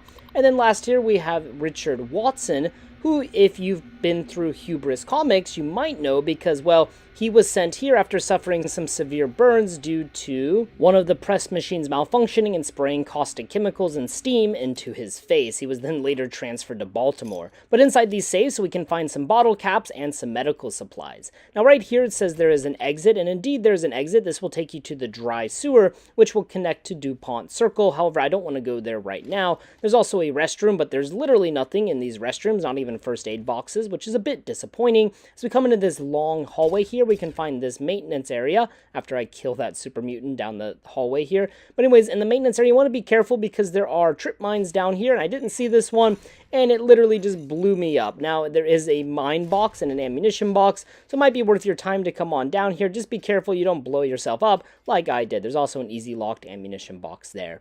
Now, back upstairs, we can find a bunch of these first aid kits in all of the patient rooms. We will then find another nurse's station right in the southern part of the building. We can use it. Now, the files on that nurse's station are the same as the other one, so we just really want to access it to get access to the safe in order to get those medical supplies and bottle caps. Now, of course, all of this is optional, and I don't really want to show too much of it because there are really so many patient rooms. Over here, there is a radio, which I was angry about because I don't want to get any copyright strikes or anything. Come on, 3Dog. Anyways, then more first aid boxes, as you would suspect. So just keep making your way through. In this room, there is a DC Journal of Internal Medicine, kind of right at the corner of the hallway. And then if we open up this door, we can find a Mr. Handy. That would have been handy if I would have known about it to help me kill the super mutants, but hey, it doesn't really matter at this point. We got rid of them pretty easily. Do be careful here. This baby carriage is a trap. Also, I never realized how demented and scary those baby heads look. But that pretty much sums up the first floor. So after this, we will move to the second floor of the hospital. There's nothing on that area. And as we enter the second floor, well, these staircases are, well, collapsed, so there's no point going in here. Pretty quickly, though, we realized that this floor would have served as the hospital's cafeteria or restaurant area. In the snack machine, there is a stim pack, so go ahead and take that. And these super mutants were really keen on blowing themselves up. They just kept igniting the, gas leak in here, which made my life a lot easier. Like this fucker, he just freaking lit himself on fire. Thanks a lot. Anyways, in this cafeteria room, there is this, cash register and stuff. Really no loot over there, but on one of the tables, this table specifically, we can find another DC Journal of Internal Medicine. So 2 of those in this building. Pretty darn good. I just showed this because I thought the super mutant's death was really freaking funny. I missed my headshot and Dogmeat had my back. What a legend, just sending him flying. Anyways, there's another snack machine with some Mentats in it. And as we come to the end of the hallway here, we can find nurse's station number 3. And once again, though, these injury reports are the same. So just open the safe and take the supplies inside, and we are set to go. Now, in order to get out of this hospital, we need to go through this kitchen area. I just shot that super mutant there through the freaking shelves. This gore bag had really good loot in it, just a lot of shotgun and caps. So, hey, happy to take that. Sometimes they do. Just come out, follow the staircase, and then you'll be outside where we have this collapsed radio antenna that now connects the hospital to the hotel, and you can survive this fall, believe it or not. I was kind of surprised. I had 1 health left, but hey, you can survive. Now do make sure you are well equipped, because once you come down here, there's really no turning back unless you use some kind of trickery. So once we go inside, there is this really cool clock. I just caught my attention. But once you kind of fall down here, it is, well, you're pretty much stuck in here until you get to the roof and help the Rangers. So again, make sure you bring some equipment because there are a ton of super mutants. And I accidentally set off this grenade bouquet, but it didn't matter. I was still able to disarm it, which I thought was pretty cool. So you still have a few seconds after you trigger it in order to disable it, which is kind of funny, unrealistic, but hey, I'll happily take the free grenades. Now the mid-levels of the Statesman Hotel is pretty much just a linear path, but there's still a few things of interest, such as this skeleton in the bathroom. This skeleton really mirrors the Death Marat, a famous painting by Jacques Louis David depicting the artist's friend who was murdered during the French Revolution, Jean-Paul Marat. He was also a revolutionary leader.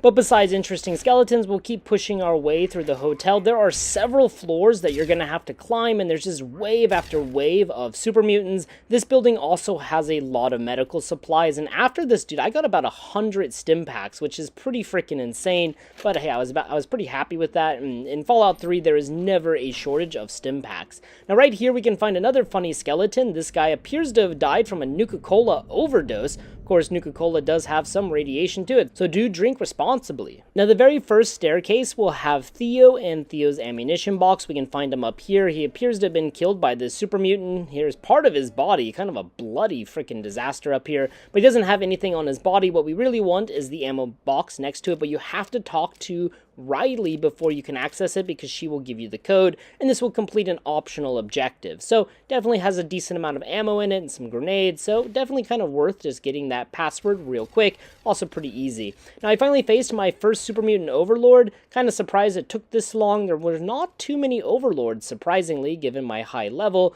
but hey, whatever. If the game wants to make my life easier, I am all for it. Now, as we make our way through this floor, there's really nothing of note, so just clear everything out and, well, don't die. That's pro-otter advice right there. Now, I did have a little bit of concern that this place might be confusing just because you have to kind of make your way through all of these hotel rooms and stuff, but honestly, it's really not that confusing and it's pretty easy. Like I said earlier, it's just very linear. So you just kind of keep going up these staircases. Eventually, the staircase will be caved in. You come out to the next floor, clear out the floor, find the next staircase, and, well, rinse and repeat. Now, in this hallway, I found an easy locked door, so you definitely want to pick it open, and inside we can just find some medical supplies and stuff like that. So yeah, definitely worth your time, and yeah, again, you can get a lot of medical supplies and a lot of ammunition between these two places. Also, this room had like freaking 14 mines in those boxes, so if you like frag mines, it's a good place for that as well. And more first aid boxes. Now, as we come into this room right here, over here on the bed, we can actually find a interesting note. A note from Little Moonbeam's father, which is to Sydney, who we met in the National Archives. And if you give this note to her, she will give you Sydney's 10mm Ultra SMG, just a unique variant of the 10mm SMG. This note is pretty sad and gives some interesting info on Sydney, so let's take a listen. My dearest Little Moonbeam, I know you've been waiting to hear what happened to me. I'm sorry I left you like I did. An important deal came up. One that might have let us get away from the shack we were living in. I came to the Statesman Hotel to meet the buyer and the deal went bad. We shot each other, and now I think I'm dying. I won't make it out of this place. The ruins are crawling with super mutants. All I can do is record this and then hide up in one of the rooms. You're a strong girl, and I know you can use everything I taught you to survive alone. Please forgive me, sweetie.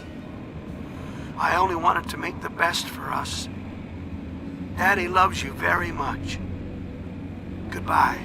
Damn, I almost feel bad after Sydney frickin' died during my playthrough in the National Archives. I accidentally blew her up with a frickin' grenade trap. Wasn't my fault, I promise. It was just it was an innocent accident. But anyways, let's make our way through. I came in to help Karen fight the super mutant overlord. And then there's the elevator. However, the elevator at this time does not work. Now there's this first aid box here, so we'd take that, of course. We'll just keep making our way down these hallways. There isn't too much left in the way of loot, so in this next area, there is this room that is collapsed, and there's also this staircase up here on the left. You can go either which way, it really doesn't matter. I just went through the freaking room that's collapsed because it looked really cool, and I like jumping up and doing that, but it doesn't really matter because there's the door, and that's the way Karen and Dogmeat selected to use. Now up here, there was a super mutant overlord ready to greet me, and he died in a really funny position, just kind of leaning against this wall. So I just thought I'd show that because I thought it was really cute and a good piece of decoration for the hotel.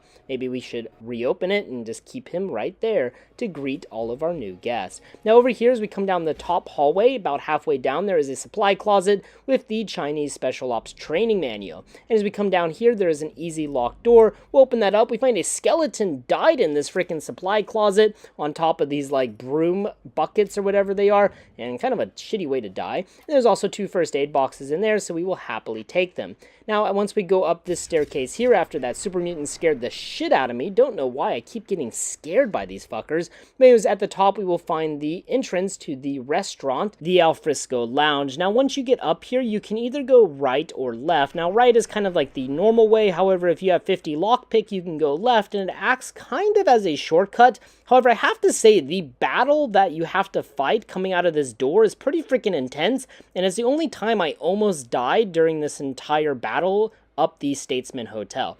But now we do have a terminal here that just tells us about the seat availability. It has 100% availability. Who else would have guessed? Also kind of odd, but it tells the employees to clean up the restroom after they use it. I don't know. I worked at a really nice hotel when I was in college, like part-time job, and we never used the customer bathroom. We had our own bathroom. But anyways, kind of interesting things going here at the Statesman Hotel. But in this room, yeah, there was 2 overlords in here. They kind of wrecked my shit, but thankfully Karen and Dogmeat had my back. Now, behind the counter here, we can find a Nuka-Cola Quantum right there. And if we come over here, there's some ammunition boxes. And also on the shelf right to the left there, right next to the sawed-off shotgun, is a copy of Grognak the Barbarian. So we will happily take that.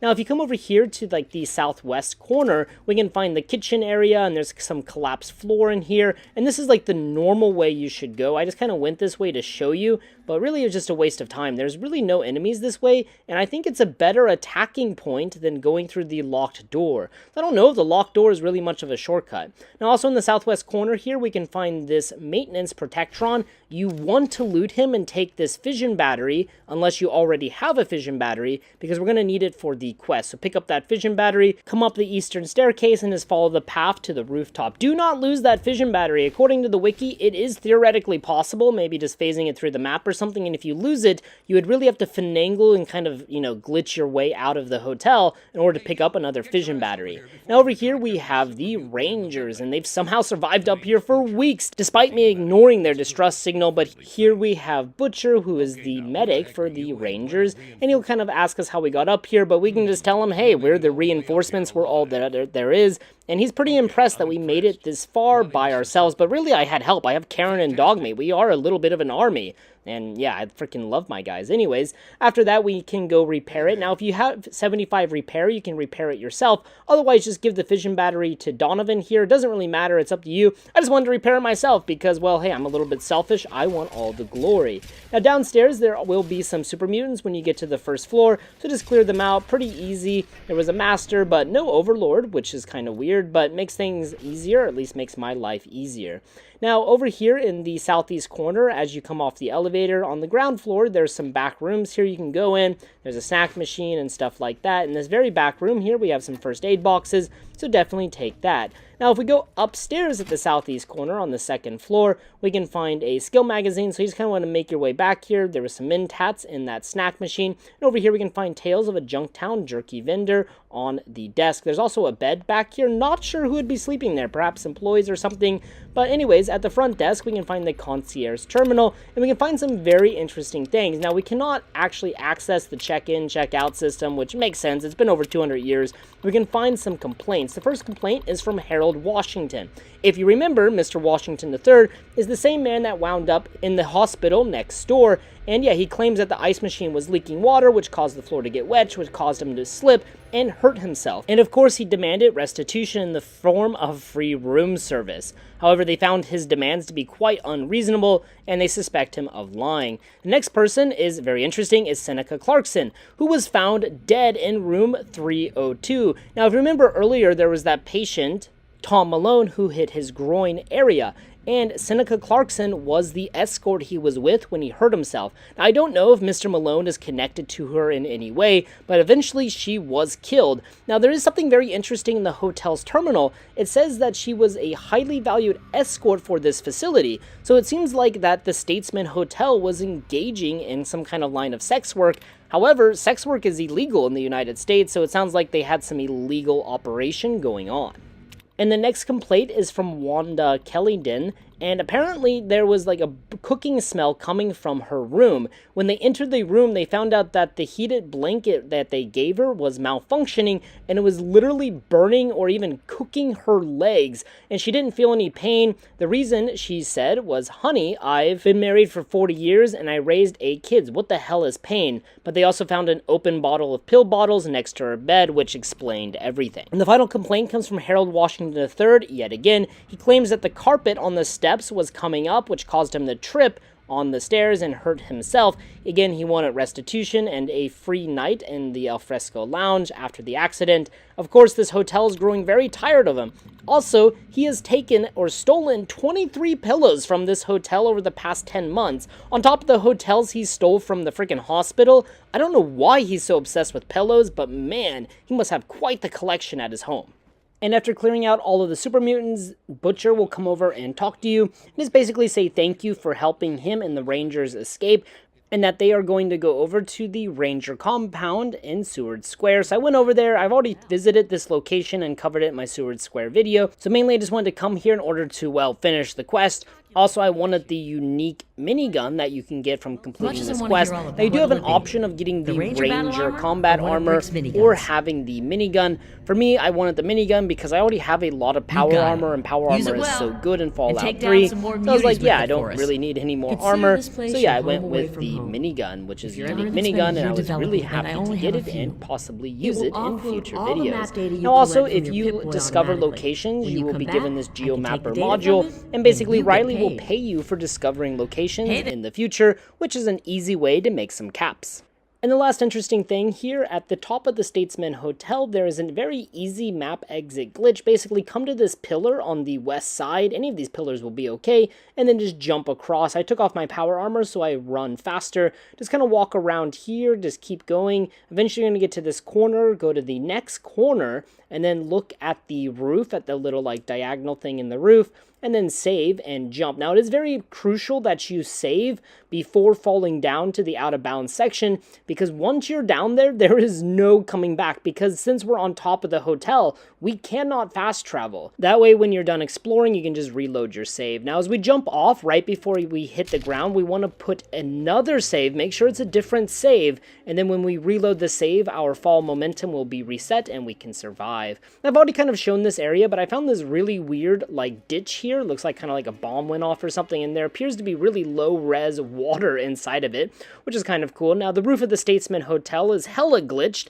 Looks kind of funny from far away. So I just showed it off, and I came over here to what I believe might be Dukov's place. Not entirely sure, but on the world map it says I'm at the Anchorage Memorial. But as you can see there at the end, I cannot fast travel, so you need to have a save. That way you can go back if you choose to explore. You've been warned, so if you make a mistake, it's not my fault.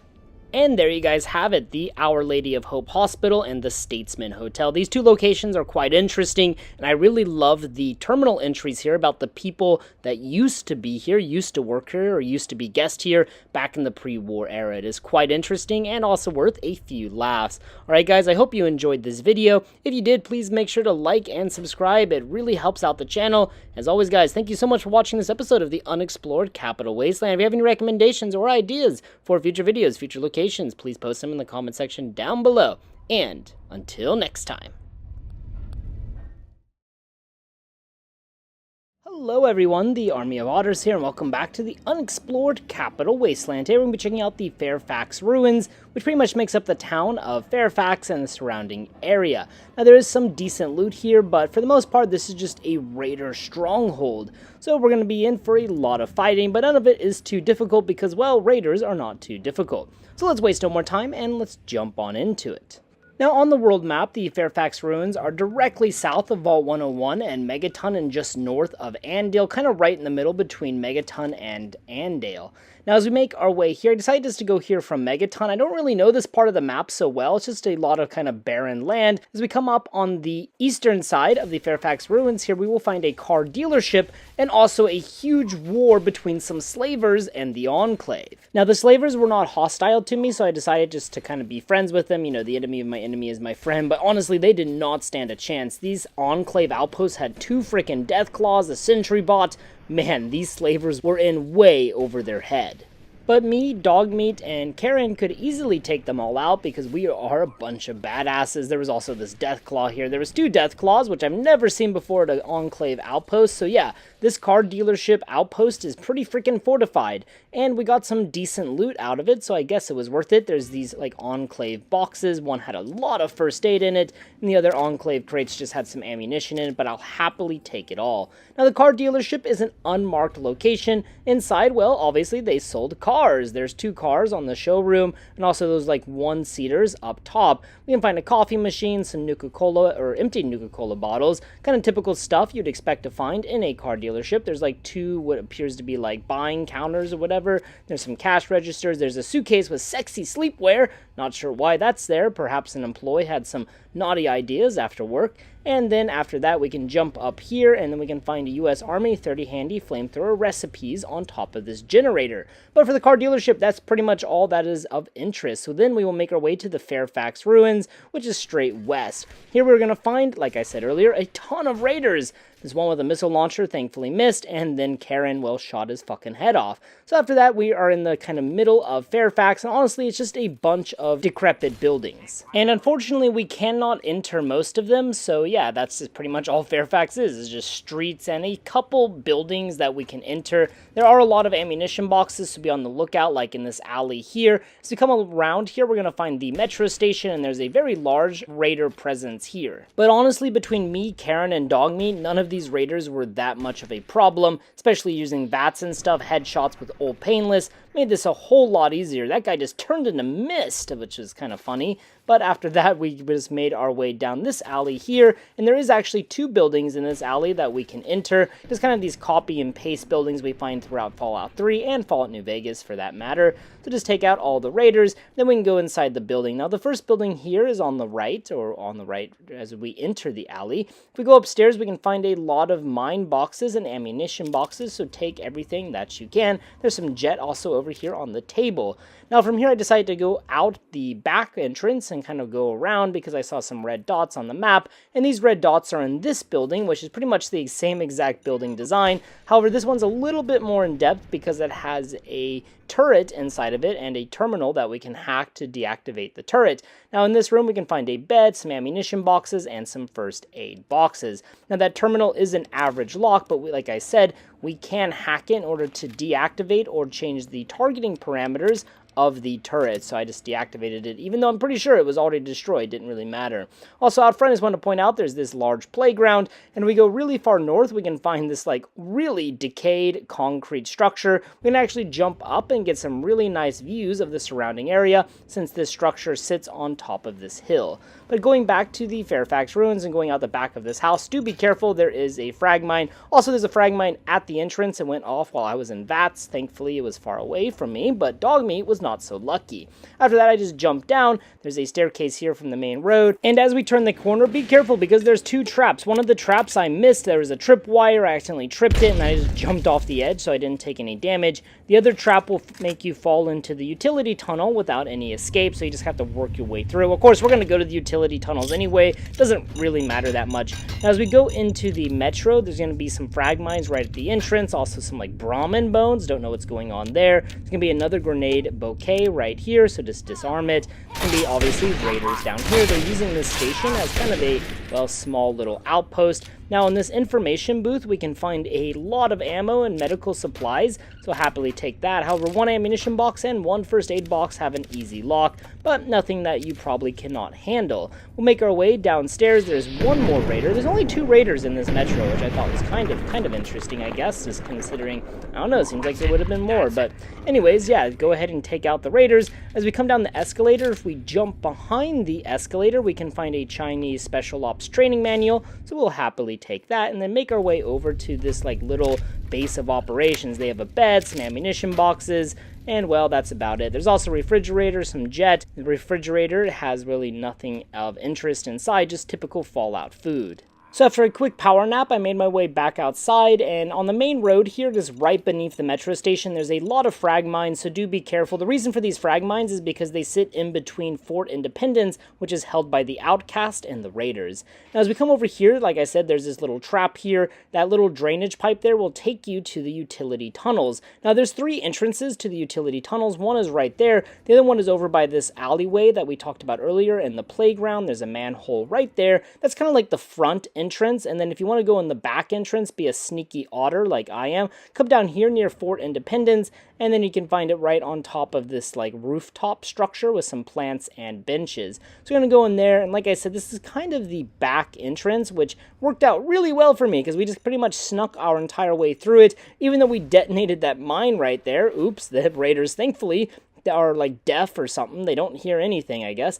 So we just continued crouching and making our way through. When the raiders finally did show up above, I just used VATS and I one-shot him. I missed my first shot on this other raider, but thankfully the other shot hit him and his head went bye-bye. So pretty easy if you come in the back to get rid of all these raiders. I mean, raiders are not really much trouble to begin with. So yeah, anyways, just go ahead and loot their bodies, get what you need. Eventually, you're going to come to a T intersection. You can go left or you can go right. Doesn't really matter which way you go. However, I decided just to go left initially. This kind of takes you to the main entrance of the utility tunnels. I snuck and killed both of these raiders. Now, in this little room here, there's just a little flooded compartment and a bunch of tin cans. But besides that, there's really nothing of interest in here. Just a bunch of radiation, which is probably good for Karen.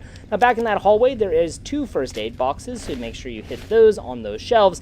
As we go to our right at that T intersection, we're going to find a sliding door that we have to activate with that switch, and here we're going to find a pretty large armory. And if you visit Fort Independence first, you'll actually find a holotape talking about this storage facility for ammunition and weapons. And yeah, we can find a decent amount of ammunition and weapons inside, so take whatever you want. There's also some 10mm, some shotguns, and then this exit here actually takes you to that trap right outside, which is kind of a weird trap. It leads you straight to their armory. Not a very well designed trap if you ask me. Anyways, after that we will go back to the left on the T intersection, then we find the front entrance. There's nothing of interest, so we'll just go right here, and then we're back outside, kind of near the playground. Now there's still one more place I want to go in the Fairfax Ruins, and that's to the southern part of the city. So we're just going to make our way there. Of course, we cannot go inside any of these buildings, which is a bit disappointing. I wish there was more going on here, mainly because actually I have family from Fairfax, so I just kind of wish it had more stuff going on. But hey, you cannot always get what you want. Now as we come to the southern part, you're going to see this like concrete treehouse in the back and this like crashed military truck.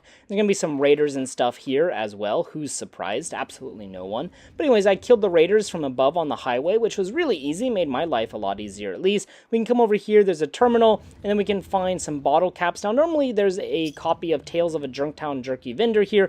However, in my Andale video, I already got it. Now in my Andale video though, I didn't have 75 lockpicks, so I cannot open up this footlocker to find 2 whiskey. Kind of anticlimactic. Man, that's been a long lockpick in the making there.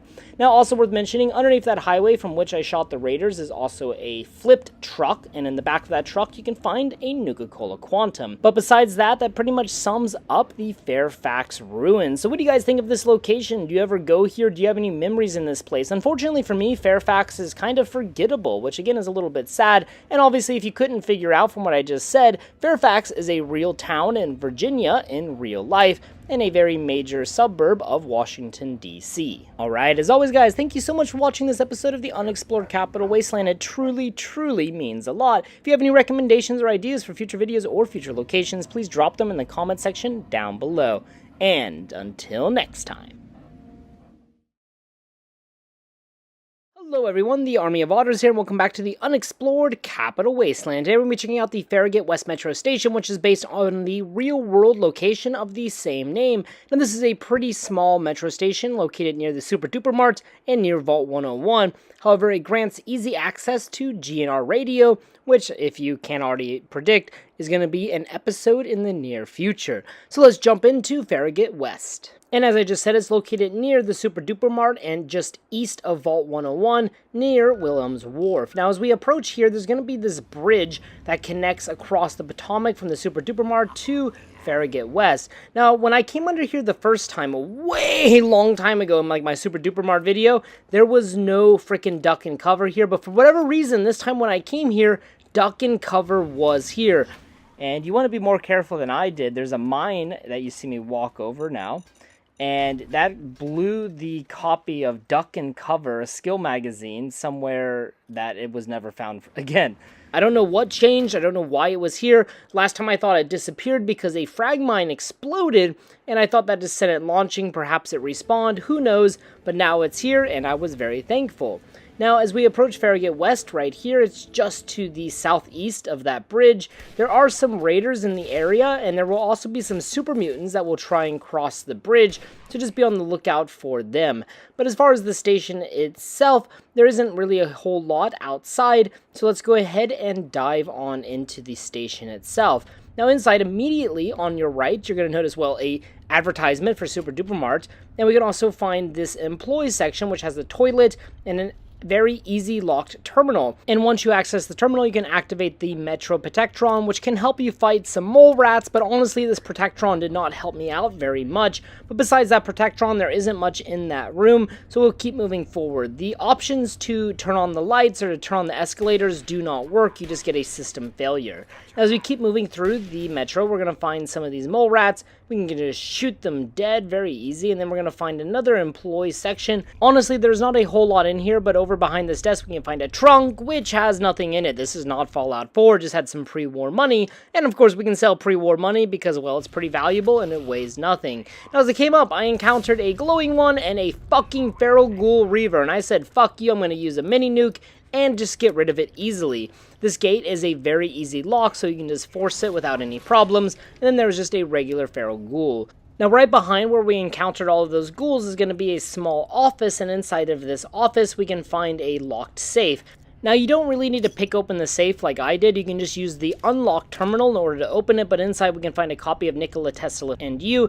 Also we can find a unique note that is just the instruction manual for the laser pistol. Kind of unique, kind of interesting, but yeah, kind of boring to read out loud, so let's just skip that for now. And then on the terminal, besides just unlocking the safe, we can find a warning notice asking all engineers to come, probably due because of the nuclear apocalypse. Then we can also find a stop gas flow test. If you activate this, it'll fill up the entire room with gas, so just be aware that, well, unless you want to burn those ghouls alive, if you already killed them like me, it's probably not in your best interest to activate it, but hey, why the fuck not? There's also a cot, and we can sleep in it. Now, as we go to the section where the ghouls are, we will find an average locked door at the bottom of these stairs, and inside we can find a lot of decent loot, including a US Army 30 hand flamethrower recipes, and we can also find some ammunition boxes, some guns, and also on the top of the shelf here, there are 3 pre-war books, which is pretty damn good because we can sell them for some caps at the Arlington National Library. But besides that, we'll just make our way back upstairs. We're going to find another very easy locked doors. Obviously, all of these doors can just easily be forced open, so it's free XP.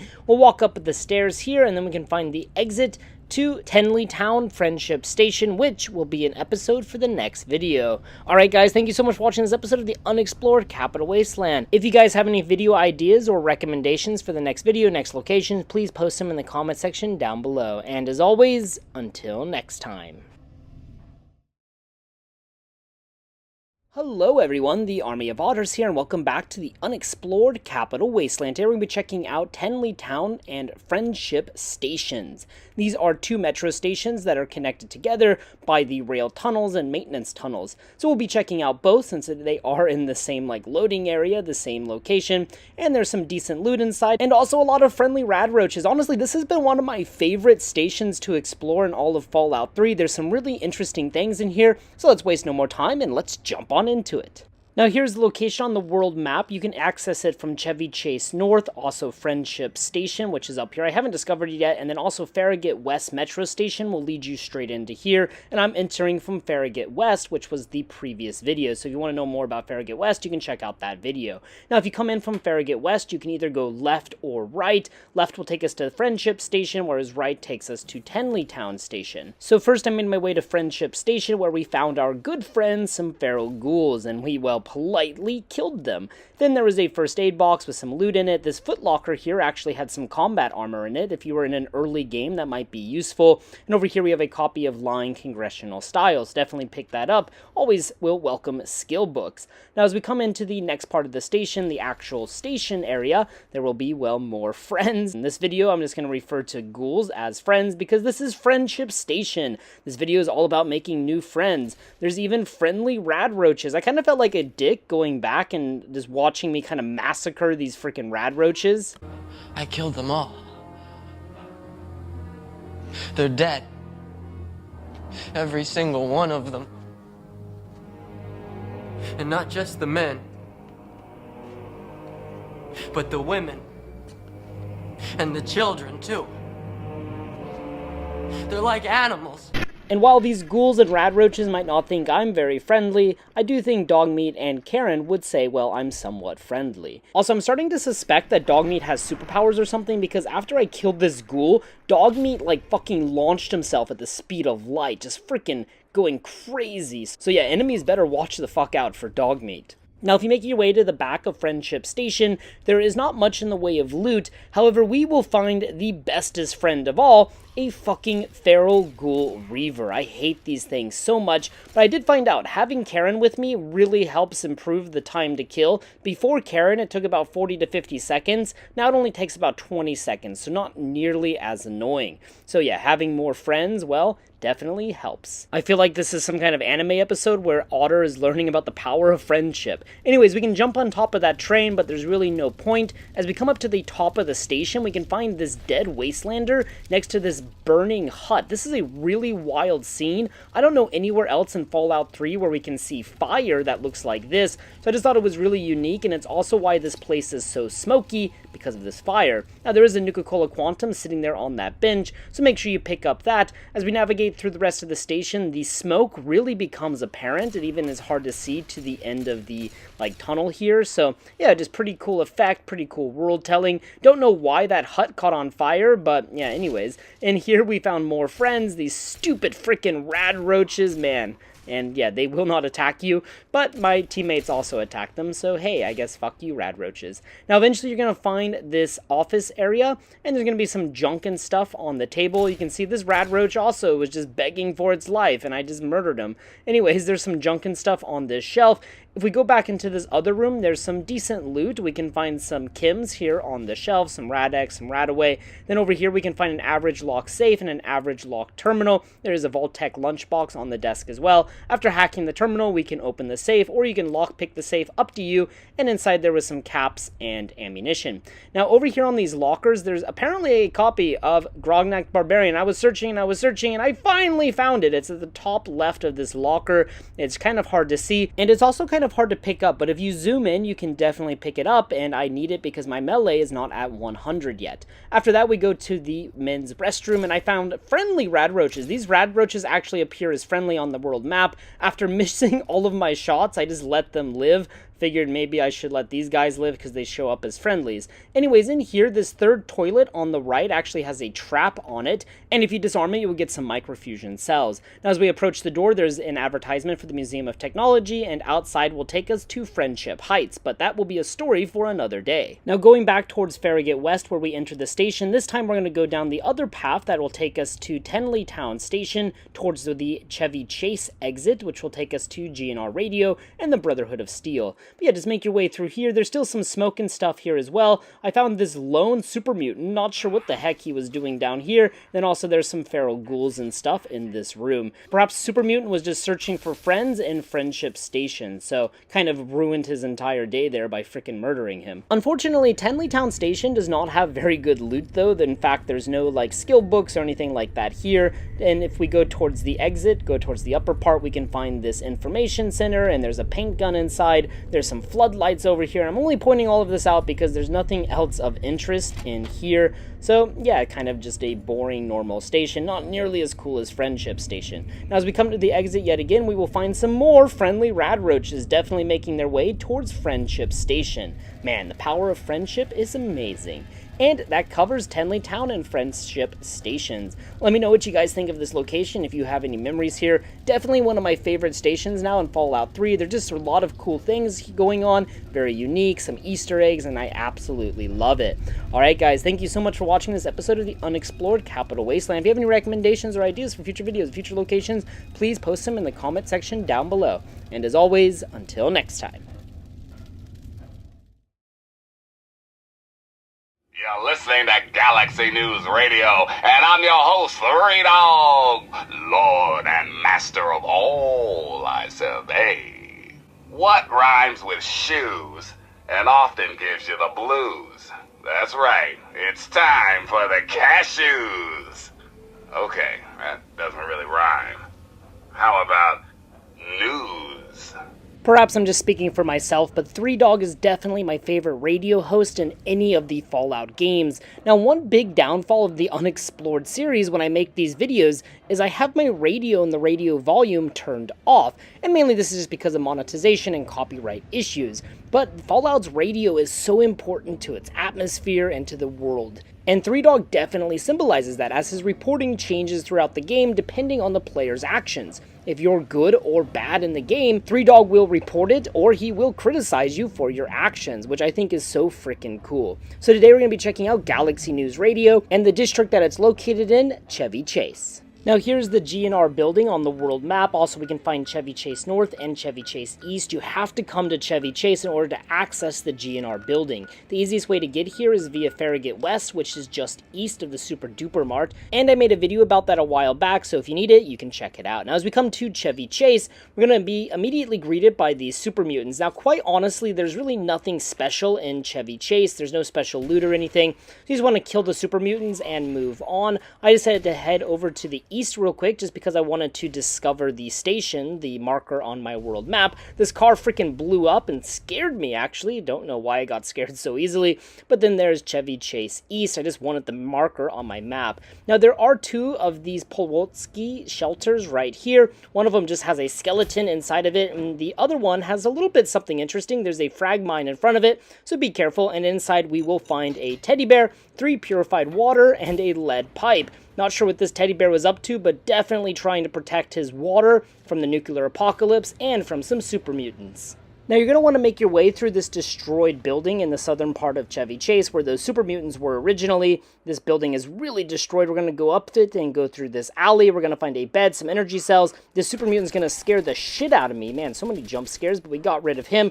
And then you're going to come to this elementary school. And this elementary school is pretty much controlled by super mutants. And on the other side of the elementary school, there is a firefight between super mutants and the Brotherhood of Steel. Now, if you're a lower level, you'll probably witness this firefight, but for me, somebody who's a level 30, there were like 4 fucking super mutant overlords, and the Brotherhood of Steel got absolutely destroyed by these freaking super mutants. So it was up to the greatest army the world's ever known, me, Dogmeat, and Karen, in order to take out the super mutants. Using the second level of the elementary school made my life a lot easier, but eventually I had to drop down in order to get some better shots on these super mutants, and there were so many freaking overlords outside, and of course in the chaos, cars were exploding, Dogmeat was eating super mutants, and Karen was fighting this overlord by himself, and I decided to go help him because, man, he was kind of in struggle street. Eventually, though, after you kill all the super mutants, this super mutant behemoth will spawn. I used a fat man on him just to get rid of him pretty easily, and then Dogmeat, well, bit him in the ankle, and he died. Now, of course, if you're a lower level, you're going to have the Brotherhood of Steel here to help you kill this behemoth, and make sure you loot his body because he has a lot of good loot on him. After that, we will be right outside the GNR building, and there will be a lot of loot to collect from the dead Brotherhood of Steel and the dead super mutants, so make sure you collect everything, and then you can go talk on the intercom, and they say it's all clear outside, and they will open the doors to you. Now, as we go inside, we're going to find some knights here of the Brotherhood of Steel, like Knight Dylan here, but honestly, they don't have a lot to offer you as far as dialogue. You can just ask them what this building is for. They tell you to turn it to your Pip-Boy. You ask them about Three Dog, they tell you to go upstairs so you can talk to him, so they really have nothing to tell you. So we're going to go upstairs, and we're going to go into the recording studio. Now, on our left here, there is a door that we can go down. This will actually take us to Dew Point Circle. However, we need a key in order to open this door, so this back door exit is not useful right now. But if we go to the top of the stairs here, we can meet the man, the myth, the legend, Three Dog himself. And Three Dog is also very aware of us because he's aware of the player's actions throughout the game. He also knows our dad and Dr. Lee, and he's very familiar with the Brotherhood of Steel. Now, I really like Three Dog. He's an awesome radio voice. He's just such a memorable character in this game, and basically if you talk to him, he will assign you a quest to go retrieve a satellite array from the Museum of Technology off the lunar lander in order to boost his signal so he can broadcast further than just Washington, D.C.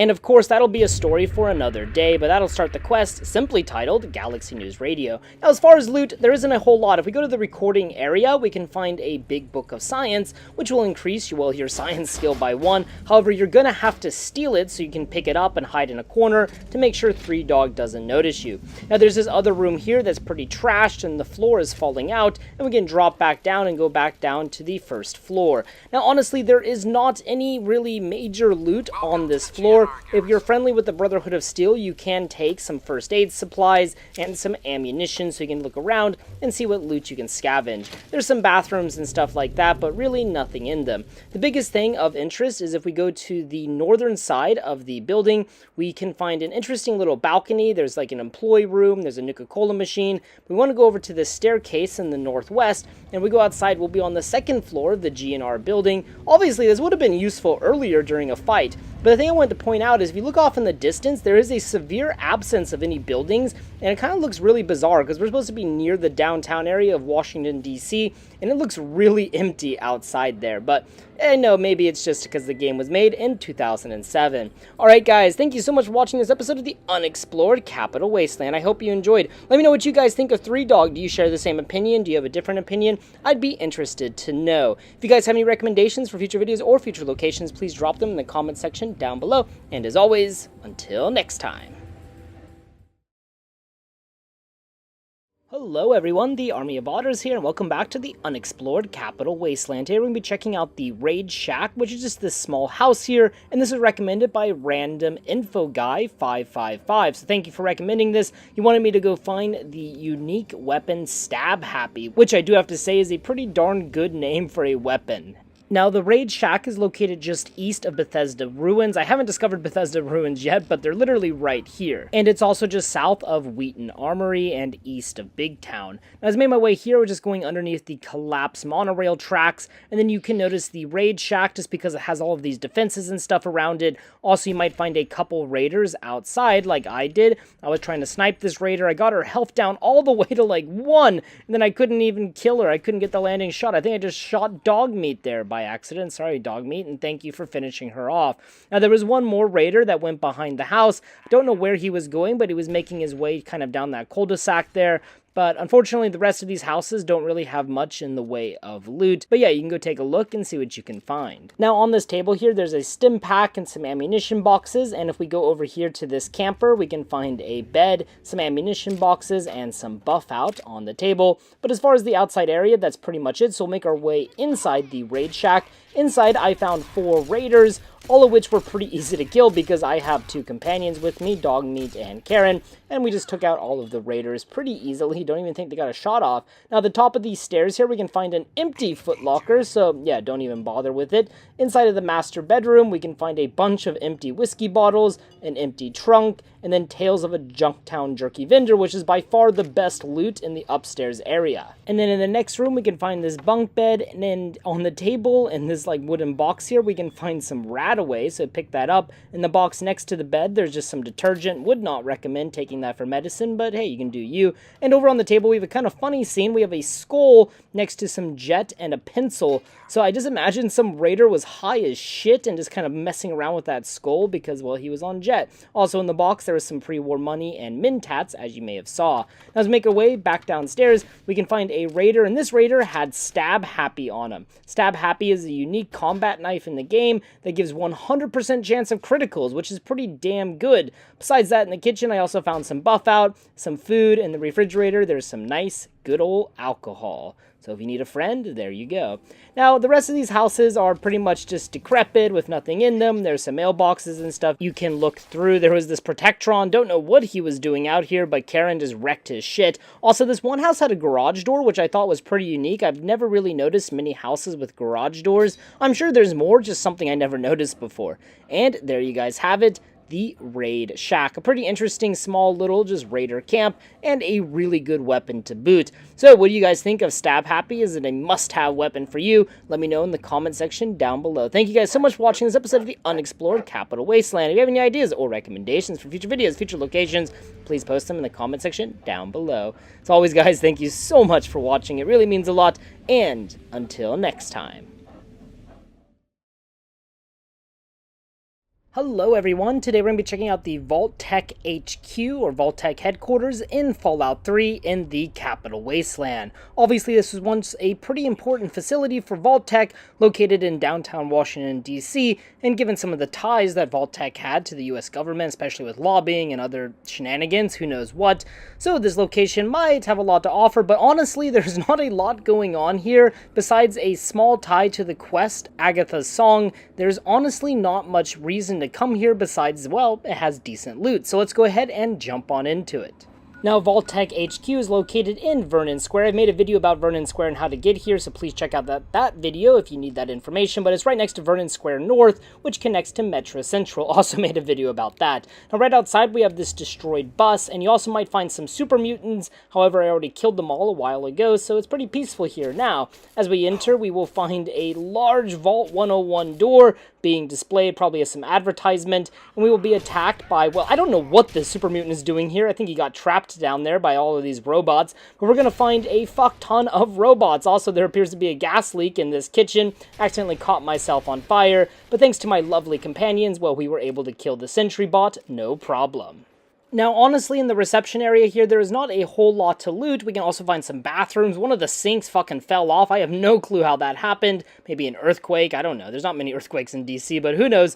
Anyways, over here we have this staircase that has also since collapsed, so we cannot get up on the right side. So we have no choice but to enter this door to the Vault-Tec corporate offices. Here we will find, again, more freaking robots, sentry bots, and protectrons, robo-brains, all of that good stuff, so we will kill them. Now, I'm going to be honest, this part of the building is a bit confusing. Basically, you just want to head east and stay north for all of the good loot. Immediately as we enter, we will find this safe on our left with some money and stuff inside of it. There's also a lot of like dirty books and stuff that we don't really need. Over here we can find a first aid box amongst the rubble, and then there is one pristine pre-war book on top of this garbage can. That is definitely not garbage if we take it to the Arlington Library. After this, we'll just keep making our way west. There's so many rooms and stuff, but honestly, most of the rooms are just empty. Of course, you can take a look. The big thing here is going to be all the robots. Now, honestly, having two companions, Karen and Dogmeat, was quite overpowered for this place because they just kind of wrecked havoc on all of these robots without me having to do too much. Now, on the very eastern side on this part of the building, we will find a bunch of robots guarding the staircase, so we'll just take them out,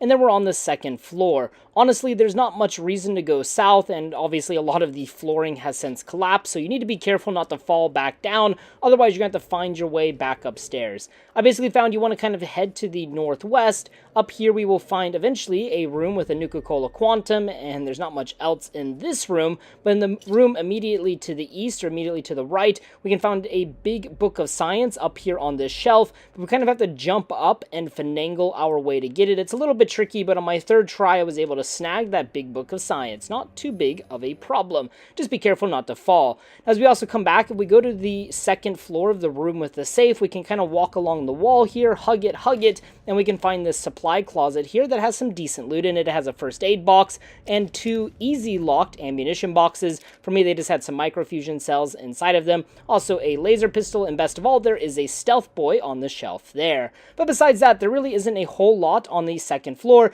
You can loot around, see what you can find, but basically you want to go to the south, and we will go up and we will find the door to the administration area. Now, I was immediately greeted by this Mr. Gutsy, and yeah, we just took him out. Not too big of a problem. And immediately in this room on the right, we're going to find two terminals, one of which is the Operation Terminal number 3, and one of which is the turret terminal. Now, I went ahead and hacked the turret terminal, took out the turrets so they wouldn't be a problem. I think it only controls the first floor turrets though. Then on mainframe station 3, you want to go ahead and activate it so we can access the Vault-Tec mainframe. However, there's still two more operating terminals that we need to access. Now, on the snack machine here on the first floor, I found some stim packs and some mentats. Made my way upstairs. Honestly, there was not many robots because Karen went up here earlier and killed them all, so thanks a lot. Now, right, immediately as we come up the stairs, we will find operation station number 1, so we'll go ahead and access that as well. Then in here we can find this terminal. This is just a normal employee terminal. It has some bulletins, some interesting information about the vaults and stuff. Most interesting to me is there's a company store, and we can buy all of these things, and it says cost deducted from paycheck. Man, I feel sorry for whoever that employee is, maybe 200 and some years dead. Maybe they're in a cryo chamber somewhere, who knows, but I hope I just fucked over their salary, because fuck you too, Vault-Tec. Now, eventually you will find the Master Brain, which is a uniquely named freaking Robo-Brain that is special to this area. It's a Vault-Tec Robo-Brain. It's kind of interesting. If you activate it after killing it, you can actually deactivate the turrets on the second floor, which is kind of interesting. Now, back in this room, there's a first aid kit, 7 Vault-Tec lunch boxes if you're collecting them, and also in this room, we can find the Station 2 mainframe access. Now, we've accessed all 3 terminals, so we should be able to access the Vault-Tec mainframe, but we will talk more about that later. That's called foreshadowing, ladies and gentlemen. Anyways, we'll just keep making our way down the second floor towards the main frame. Eventually, you're just going to find this large office on your right, and then a cell door on your left. So first, in the large office, there's only one item to note. In the back left office, we can find a copy of Grognak the Barbarian, and then from here, we'll destroy that turret, come through here, and the door to the mainframe says it's locked, and I was really confused, and I was like, shit, maybe I need to activate the operating systems in order.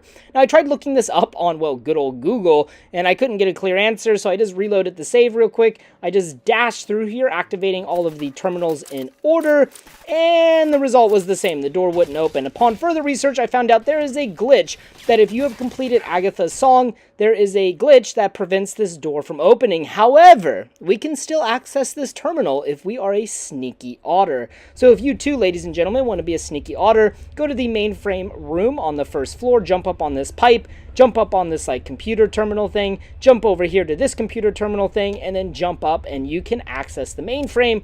All the mainframe does is unlock the location of all the vaults on the world map.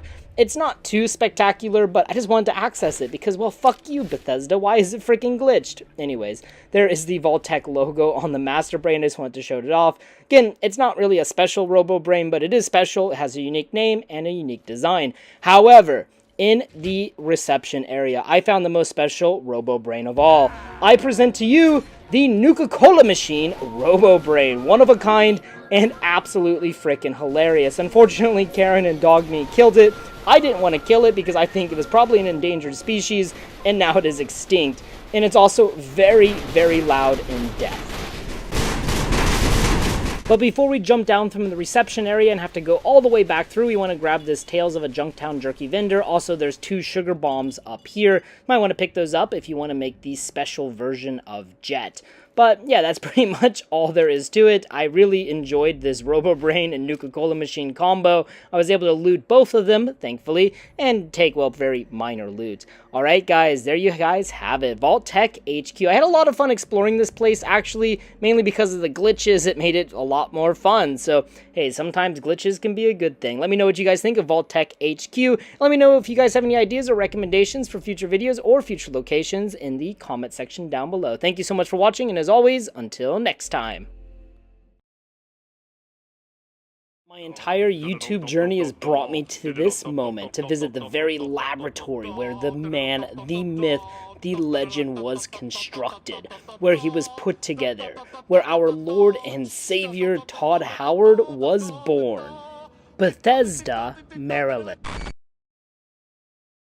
All jokes aside, the Bethesda Ruins are based on the real-world town of Bethesda, Maryland. And of course, Bethesda Softworks, the super famous gaming company behind Fallout 3, Fallout 4, and the Elder Scrolls, is indeed named after the town of Bethesda, which is kind of a weird thing to choose for a name, but hey, Todd Howard knows best. The other kids in the block would say, you know, I'm going to play quarterback for the Cowboys, and I'd be like, I'm going to make video games, and everyone's going to play them. Like, you dork. Go back to the chess club. Who's laughing now? Yes, I was in the chess club. Sometimes I have to wonder if Todd Howard is the real-world Michael Scott, but yeah, nonetheless, his company has been very successful and he has developed some very incredible games. So let's waste no more time. Let's jump into the Bethesda Ruins. Who's laughing now? Now, Bethesda Ruins is kind of located out here by itself. It is just east of Big Town and northeast of Vault 101, so it's pretty close to the starting area. I decided to follow this kind of main road into the town from Springvale Elementary School just because there's no marked locations and I didn't really know what was over here, so I'd figure it'd be a nice little adventure. So we're starting from the Potomac River, making our way up, and immediately I noticed this Deathclaw was just walking down the dock here. Maybe he's gonna go enjoy the sunrise or something, but here I was to ruin his day. Using my Blackhawk, I was able to take him out in 6 shots because I was sneaking and he blew into little bits. And it also turned out that this Deathclaw had a friend. However, his friend had a lot of health damage already. Not sure why that is, but only about half his health was left, so that made him pretty easy to kill, but Deathclaws really don't have much to loot on them unless you're going to do some crafting or something. There is this old, ruined, decayed shack over here, but really nothing as far as loot. And on the crash boat, there's a bunch of these like metal crates, but there's really nothing inside of them of interest. There's some like knives and stuff, but that's about it. And inside the boat itself, there's, well, nothing. So yeah, just a little like Deathclaw area right next to Big Town. I'm sure the Deathclaws are leveled, so if you're a lower level, you'll probably have easier enemies. As we continued our path to the Bethesda Ruins, I found this Protectron near this radioactive pool of water. There was another radioactive pool of water, and then we could see a red rocket truck stop off in the distance. And this is like the western end of the Bethesda Ruins, but I wanted to go a bit north because I found this house over here. There was this skull that's been nailed to the freaking fence, freaking brutal. And then we can find some enemies in this house here. We found a mole rat, and I promptly killed it. And then we found a giant rad scorpion, so the enemies are just getting harder and harder. We killed the rad scorpion. But yeah, if you see where this trend is going, mole rat, rad scorpion, fucking Deathclaw. This Deathclaw came charging me from the top of this mountain that kind of overlooks the Bethesda Ruins, and when I killed him, his soul like flew out of his body so fast it launched him into the air like that. I thought that was kind of funny. But actually, there is a pretty tall mountain right next to Bethesda Ruins, so I decided to go check out this mountain, and I found out this Deathclaw had been fighting the Sentry Bot. Obviously, the Deathclaw won. Now, as I approached this mountain, I found something really weird happening off in the distance. I could tell that there was like an Enclave base, and one of the Enclave soldiers was just flame-throwing this trailer to death. I don't know why he was so obsessed with this trailer, but also at that same time, I got ambushed by this like gang of raiders that I guess just kind of hang out on the mountain here. Not sure what they're doing up here or why they're just out in the middle of nowhere. But yeah, I just went ahead and got rid of all of them. All of these raiders are pretty easy. Honestly, raiders are a welcome sight because they're pretty much always really easy to kill. This guy's stomach just completely exploded. But I decided to go check out this Enclave camp and to see why this Enclave soldier was so obsessed with this trailer. I just thought it was the most bizarre thing ever. And I tried to do some research online to see if there was like a reoccurring thing, but I couldn't find any info about it. So if you know anything about this, please post it in the comment section down below. But yeah, he just would not stop just cooking this trailer, at least until I opened fire. Now initially I thought perhaps there was an enemy like stuck underneath the RV or something. However, I don't think that is the case because I could wait and sleep inside of the RV. I think if there was like an enemy trapped nearby, like a rad roach or something, that then I wouldn't be able to sleep. But I don't know. Anyways, I took out these Enclave soldiers. Honestly, it was pretty easy. This Enclave soldier here also had a bit of a funny death just because I shot out his gun. He pulled out a plasma grenade and then he wasn't going to throw it. He just had this really freaking hilarious expression on his face before he finally picked up a plasma pistol. But I just thought that was really funny and a kind of sad way for him to die. But here's the trailer, and he was just cooking it like none other. Now, there is a dead female body in here, so perhaps something bad happened to her and he was trying to burn the body or something. I have no idea. There's also a first aid box in there with some stim packs, but yeah, just a really wild scene. Of course, at this Enclave base, we can find some decent loot in these crates, so make sure you take a look. Now, going to the Bethesda Ruins here, there are a lot of old office buildings and stuff. A lot of it we cannot enter, or they're just very decrepit, and yeah, they're just completely fallen apart. And in the center of the Bethesda Ruins, we're going to find a large raider base. There's going to be a lot of raiders, and they kind of use this bus that's been sliced in half as their front gate, so to speak. And I was just using my flamethrower after I saw that Enclave soldier going to town on that RV. Then I killed all of the raiders here, and yeah, pretty easy to get rid of them. And the flamer is just such a good weapon. I always forget how good it is in Fallout 3. But yeah, a lot of these buildings are just kind of completely fallen apart.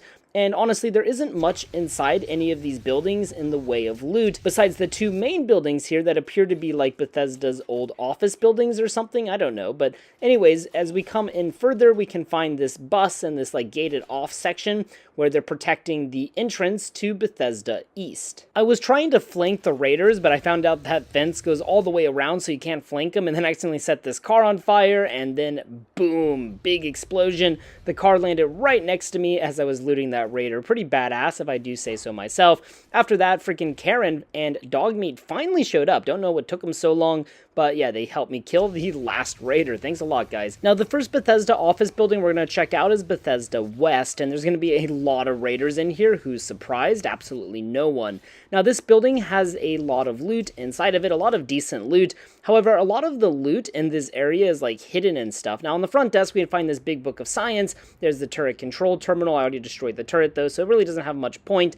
And over here near the entrance, I found this garden gnome standing on top of this pedestal. I guess he is the god of this building. And in this bathroom here, there is an ammunition box, so you can take that if you want. Now, if we go back here to the east side of the building, near this water fountain, inside of the box that's on its side, we can find a stealth boy that is being, well, very stealthy. Very easy to miss. There's also this raider's bed over here with a frag mine near it. There's also a small ammunition box, very cute, and this footlocker that had some recon armor inside of it. And from here, we want to make our way up to the second floor. We will find some more raiders, just burn them alive. That's very brutal. But anyways, we will loot their bodies, and yeah, just typical raider loot on their bodies. Now, in the one room up here, there honestly is not a whole lot of loot, but there's some things of interest. On the desk here, we can find a lone stim pack, and then over by the baby stroller, we can find some pre-war books on top of this filing cabinet. From here, we'll go ahead and make our way upstairs to the top floor. There is an exit to a little bridge that connects to the other Bethesda office building,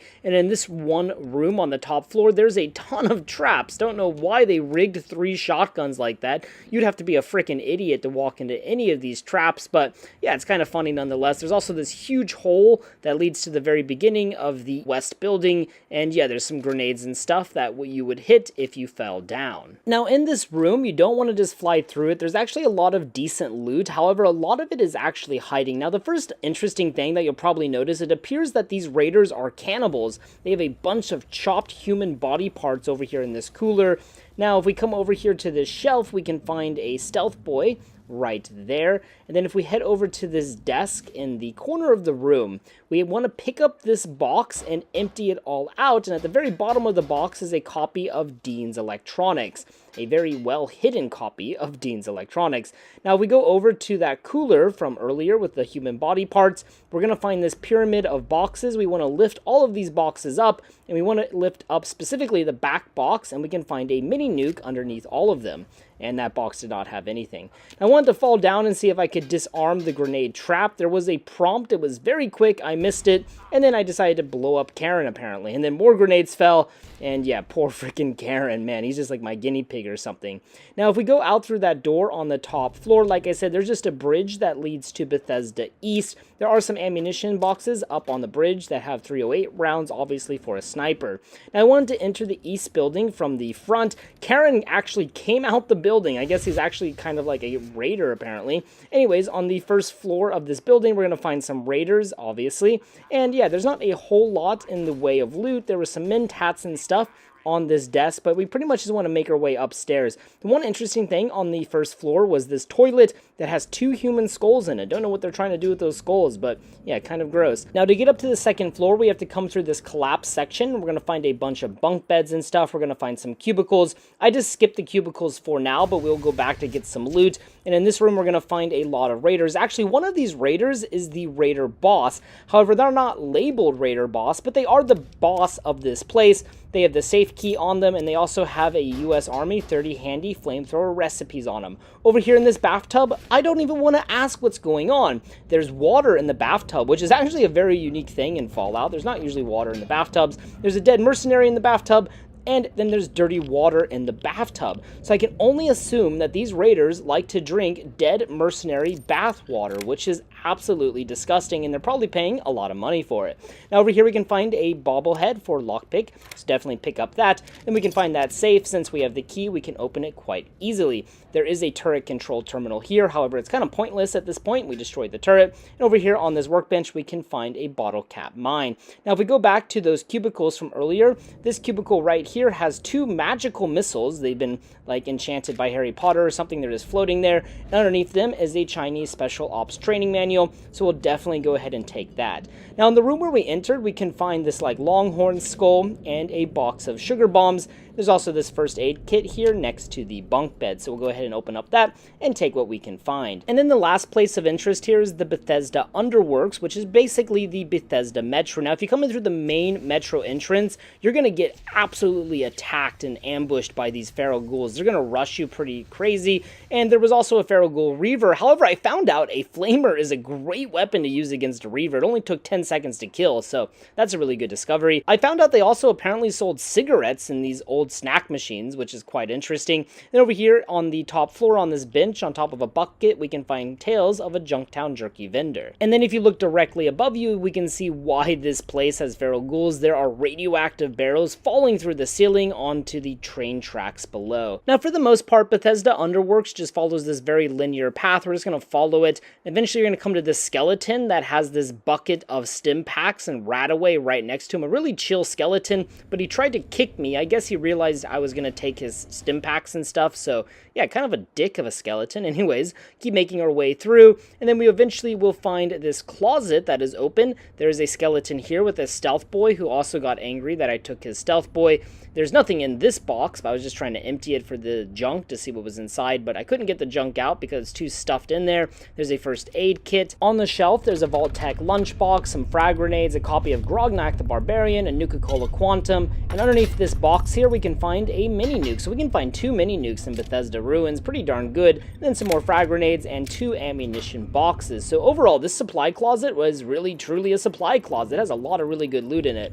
As we come to the end of the Bethesda Underground here, we can find some Mentats and beer in these boxes. Perhaps after the bombs fell, somebody came down here to have a good time before they died. And then we can find this like little ladder up to a manhole, leading us back into the Bethesda Ruins. Now, one last thing I wanted to mention. A couple videos ago, I explored the Raid Shack, which is right next to Bethesda Ruins. It's just straight east if you follow where I'm going now. I forgot to mention, though, in this little town, there's a pretty significant Easter egg. These telephone poles have TES04 on them, which stands for The Elder Scrolls 4, which is, of course, Oblivion, one of Bethesda's most famous and probably most cherished games ever made. So yeah, it's kind of a cool little Easter egg here in the Bethesda Ruins.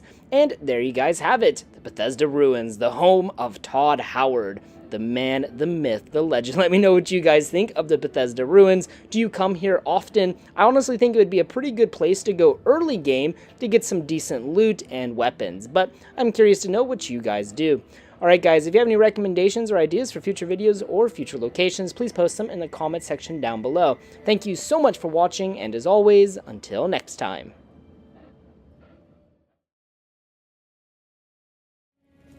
A visitor? Who'd want to visit this hellhole? I'll bet you're here to rape and pillage us, aren't you? Aren't you?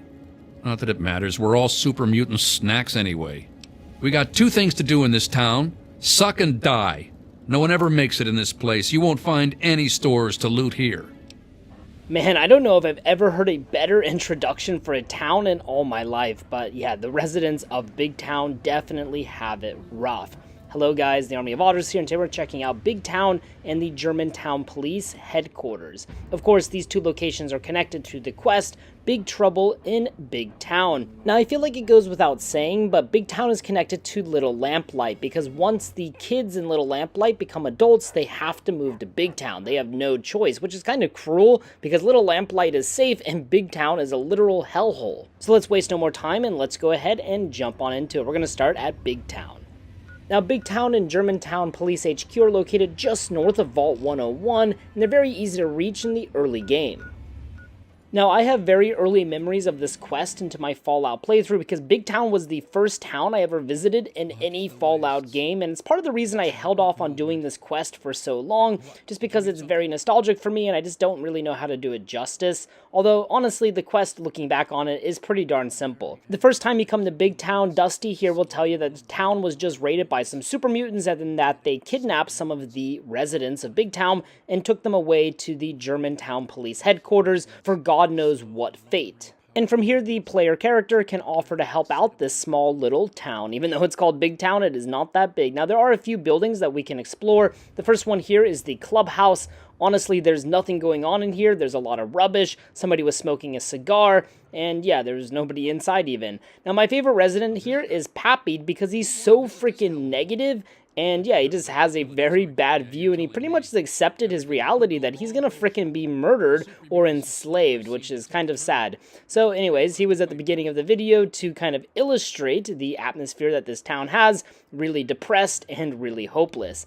Now inside of this house here, there's really nothing, so we'll just go back outside. Here I found Flash, but he didn't have much in the way of dialogue, so yeah, he just kind of walks around looking for super mutants. Now over here we have Red's clinic. Now Red was one of the residents who was kidnapped by the super mutants, and inside of Red's clinic we can find a copy of a DC Journal of Internal Medicine, so that's pretty good, we'll take that.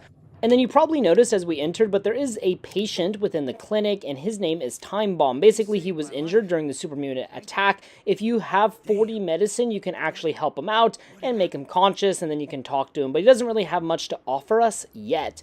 And over here, we can find the common house where Bittercup was sleeping, and there's also a radio on. The only thing that's notable in here is this green plate on the floor. This is a special green plate because it's larger than any other green plate in the game, but besides putting it in your house or whatever, doesn't have much function. And from here I decided to make my way to Germantown, and more specifically Germantown HQ. I decided just to walk most of the way because I wanted to see if there's anything interesting. There really wasn't. And when we get to Germantown, we were going to find a lot of super mutants. Now this super mutant managed to trap himself inside of that shrapnel. Don't know what happened there. This super mutant though was not trapped, but yeah, against me, Dogmeat, and Karen, he never really stood much of a chance, did he? Now immediately we're going to notice that the police HQ is a little bit weird with its setup. It's not a typical police station. If we read this terminal here, all of these entries are from Nancy Crydon. And basically, Nancy here was part of the initial response team to the nuclear apocalypse. She was a part of the U.S. National Guard, and she was just trying to help people however she could, but many of her patients eventually succumbed to radiation poisoning, and it appears that even her herself eventually died of radiation poisoning. The U.S. National Guard did actually have a pretty big response to the nuclear apocalypse, but it was just too much for them to handle, and eventually they crumbled. But as many of you have pointed out in my previous video, it appears that the National Guard was largely responsible for sectioning off parts of downtown DC, such as the White House, because of the intense radioactivity around the White House. Now, Nancy's entries here can be pretty freaking sad, so if you read them well, just kind of be prepared for some sad entries. But don't you worry, if you want some of Fallout 3's dark humor, there are plenty entries inside of the police station for us to find. Now within the tents, only one of the tents is of interest because it has some medical supplies in it, but besides that, they're pretty much just beds that, of course, you can use if you want. Now here we can find a very hard locked door to the police HQ ground floor. Now if you have a 100 lockpick, that's great. I decided just to enter from the normal entrance, which is the police HQ top floor. Now over here I found these two super mutants talking about this trap that they had put together, and then we're going to disarm all of their hard work, and basically this was just connected to this rigged shotgun right here. And yeah, basically that's about it actually. This floor is pretty easy to clear, and there's just some terminals and stuff like this impound information. There are some mines up here though, so be careful like there. But anyways, on this terminal we can find some interesting things. We can find out about Faye Danielle, who apparently committed Grand Theft Auto and then went on a joyride and completely destroyed the car, and yeah, now he's arrested. The other entry is a little bit more funny because this lady had many unpaid parking tickets. When her car was towed, she was furious because her baby was still in the back seat. And then the police say that since then, they decided to put the baby in lost and found until Miss Wilkins pays her parking tickets. I'm pretty sure that's a human rights violation, but anyways, as we go into the next room, we can find like a laboratory or some kind of evidence room. There's another mine in here, so be careful. As we come into the next room, we can find another mine and this easy locked safe. The terminal next to the safe just accesses the safe, so yeah, there's nothing special on it. However, next to the terminal is the password for the lockdown terminal, which is really useful if you're a lower level, so you're going to want to pick that up for later in the police HQ. After that, we will come here and we can find the door to the middle floor, or the ground floor, sorry. But before we do that, we want to go to this room because we can find some ammunition, medical supplies, and also a ton of dead bodies, mutilated bodies specifically. Also in the central room here, we can find another copy of the DC Journal of Internal Medicine next to this first aid box. But that's all the loot on the top floor, so we'll make our way down to the ground floor, where we're immediately greeted by, well, what else? A frag mine. And then there was a super mutant master, but yeah, he didn't really really have much of a chance. Then there was a super mutant overlord, and well, he didn't really have much of a chance either, and eventually, like, Dogmeat, like, slapped his gun out of his hand, and then he just ran away from us in kind of a funny game of cat and mouse. But after that, pretty much all the super mutants were actually dead. I was kind of surprised that there aren't that many super mutants in this building. There were some rad roaches and stuff, but they're pretty easy to kill. Now, this trip mine I could not deactivate because Dogmeat got in the freaking way. Thanks a lot, Dogmeat. Anyways, it was your legs that paid the price, not mine. And then we can find this hard-locked room with a lot of really good supplies in it, and it turns out this is the contraband room, so that's why there's some really decent stuff in it. These cabinets have some weapons and some ammunition as well, so take a look, see what you can find. Now, the terminal here is very hard locked. However, there's nothing special on it. The only thing that it does is it unlocks that hard locked door, and we find out it's the contraband closet, so we know its purpose, but besides that, there's nothing special. As we come into the room with the jail cells, we can find a pre-war book next to the terminal, and then right behind me was the owner of this prison. Well, there's Red, but the owner of this prison is, well, this rad roach, I guess, because he's the only person in here besides Red. And then if we use that terminal, which we got the password for earlier, we can activate the emergency cell release, which will open up all of the cells, and now we can rescue Red. Now, Red will tell us that another resident is located within the police HQ down in the basement area, so we'll go find him here in a second. But in the cell next to Red, we can find a very interesting note called Flying Bananas Can't Talk, and it reads, Flying Bananas can't talk, flying bananas can't talk, flying bananas can't talk. They just want you to believe they can. So apparently flying bananas are quite evil, and they're trying to convince all of us that they can talk, but they really can't.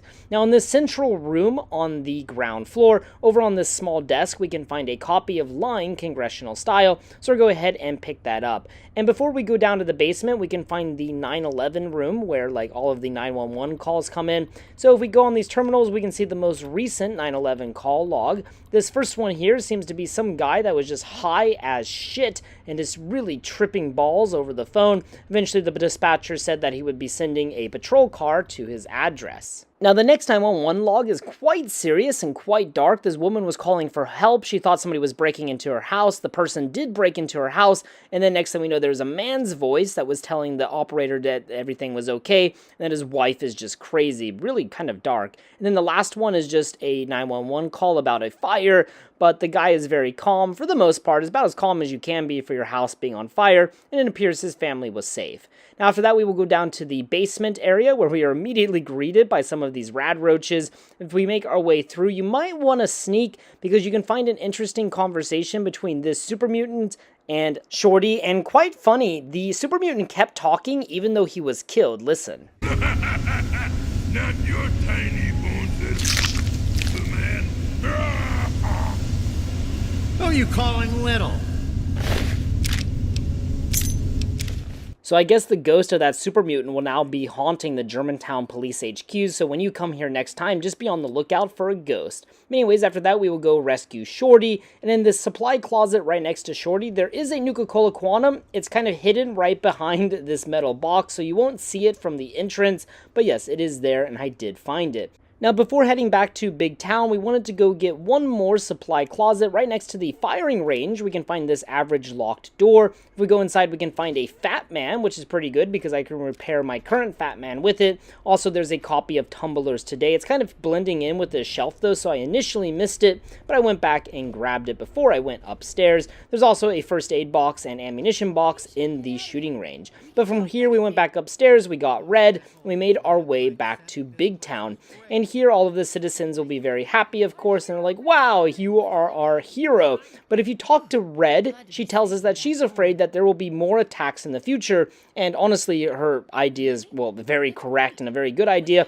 And then we can offer to help out the citizens and train them in some way. You can train them in explosives, in science, in small guns, and in sneak. Now, each will have a different effect on how they deal with the super mutants. If you teach them science, you can repair 2 robots, and then the residents will repair these robots, keep them up in order to help defend, which includes a sentry bot and a Protectron. However, the Protectron is extremely glitched, so oftentimes it doesn't spawn because it gets flung across the map to a random place.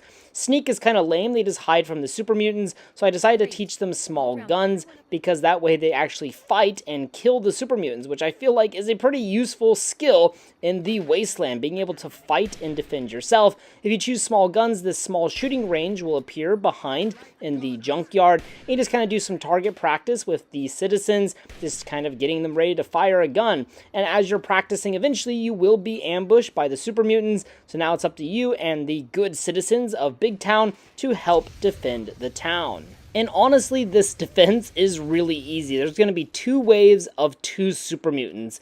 And like, I get that this town is near the beginning of the game, so they probably made this quest a little bit easy, but I mean, come on, this is like insanely easy. Anyways, after just killing these super mutants quite easily, the townsfolk will go to the middle of the town and have this like little awkward celebration where they all stand in single file line and cheer. Don't know what that's about, but yeah, anyways.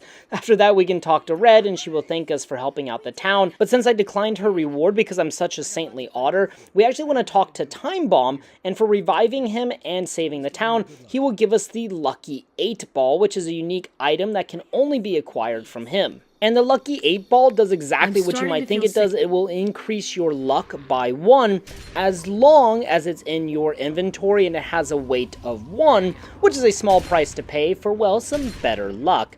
And there you guys have it. Big Trouble in Big Town. This covers Big Town and the Germantown Police Headquarters.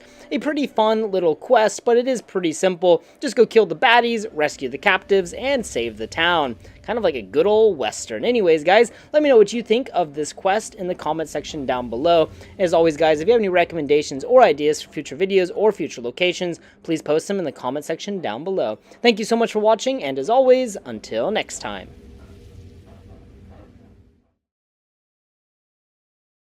Hello everyone, the Army of Otters here, and welcome back to the Unexplored Capital Wasteland. Today we're going to be checking out the Chryslus Building, which is this old pre-war car company's kind of like headquarters just north of the DC Ruins. Now the Chryslus company was a pre-war car manufacturer, and of course they're based on the real-world car company Chrysler, so yeah, obviously the name kind of implies that. And as we enter this location, we will see that Chryslus was promoting the Corvega for almost $200,000. And this is mainly because inflation during the Sino-American War was pretty crazy.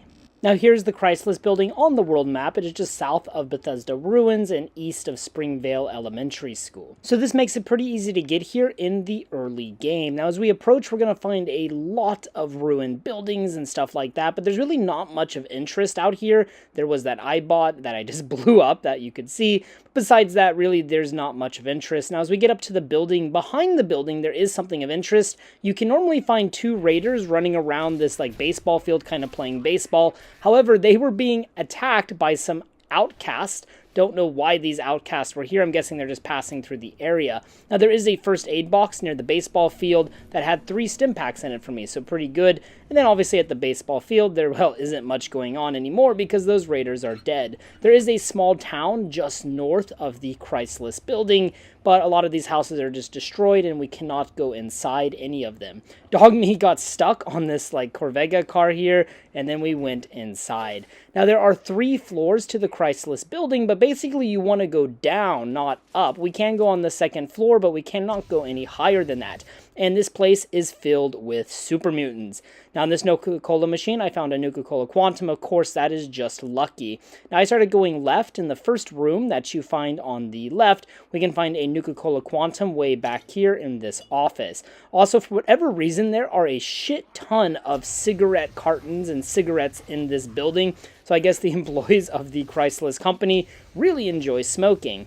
Anyways, there will be a lot of super mutants that you have to fight, and depending on your level, it could be kind of difficult, but having Dog Meat and Karen with me made this a lot easier. As I got to the back of the Chryslus Building, you can kind of find some office space and what kind of appears to be some kind of library or perhaps archives. There isn't much back here. You might find some chems, like that jet, might find some stim packs and stuff like that, But honestly, as far as notable loot, there really isn't much. If we head over to the north side of the building, we can find this locked terminal, a hard lock door. The terminal is average locked, and we will enter this room. Now, you can come in from above if you do not have 50 science or 75 lockpick. On the table there, we can find a copy of Guns and Bullets and a scoped 44. Now, if we go down this staircase here, it'll take us to the next section of the building, and we don't quite want to do that. Now, back in the main lobby in the very back, there's a very hard locked door that'll take us to the Chryslus Building basement, which is kind of like the end area. Now, that could be a shortcut, but I didn't want to go that way. I wanted to use the proper way to make finding all of the loot easy. Now, if you have 75 lockpick or 50 science, there really isn't much reason to come up to the second floor. However, in the bathroom here, we can find a little Easter egg. We can find these gnomes with a sign, "Help Us," and "Need Assistance Dying." Now, these same signs can be found out Vault 101. Obviously, some people trying to get in after the bombs fell. Then we can go upstairs, but in the way of loot, there isn't a whole lot. And of course, like I said, you can get into that locked room via the upstairs, but obviously we just open the door via science. Now, as we come into the second or like mid-level of the Chryslus Building, you're going to quickly notice that every door is a very hard lock. Also, there's some vicious dogs locked behind this door. We'll talk about these vicious dogs later, though. But anyways, all of these doors are very hard locked, and obviously you could burn through lockpicks very quickly. So unless you really want that XP, we want to find the highest level super mutant here, because he will have the key to all of these doors. So just make your way. There'll be a pretty big battle. My only recommendation is do not fall down below, just because that might make your life hard. You kind of want to stay on this second level. But yeah, just clear out the super mutants. I found this super mutant overlord in the very southern back room that Dogmeat was fighting. I then actually decided to help Dogmeat, and we got rid of the overlord.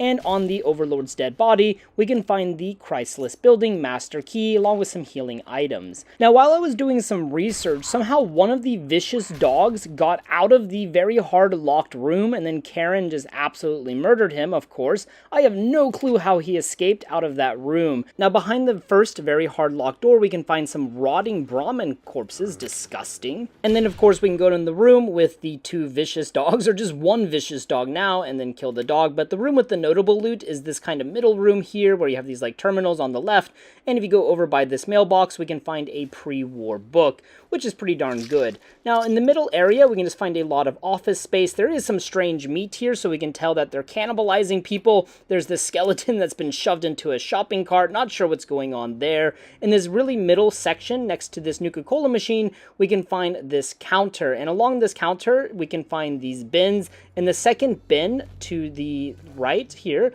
we can find a copy of Pugilism Illustrated. So I definitely want to pick up that, and it's pretty well hidden and easily missed.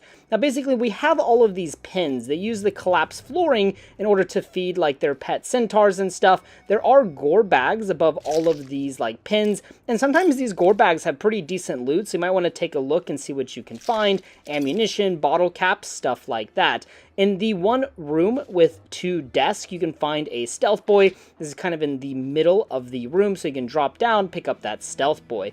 And from here, we can find some snack machines. These snack machines have alcohol and cigarettes. Doesn't seem like a very good thing for a company to be giving to its employees on the job, but hey, who am I to judge? And then after that, we will make our way down to the basement. In the basement, the coloring's a little bit weird. I just guess because it's really far underneath the ground. Not sure. It's kind of like this bluish tone, which is interesting. We'll find some super mutants and a lot of these centaurs, so just get rid of them, and then obviously loot the overlord. But honestly, in this first room here, there's some cubicles and stuff, but there's not much in the way of loot. You can go in this room, and once again, there's not much in the way of loot. So we'll just keep making our way, fighting the super mutants and the centaurs. Eventually, you're going to find like this kitchen and cafeteria area, and you definitely want to go in here, just kill all of the enemies.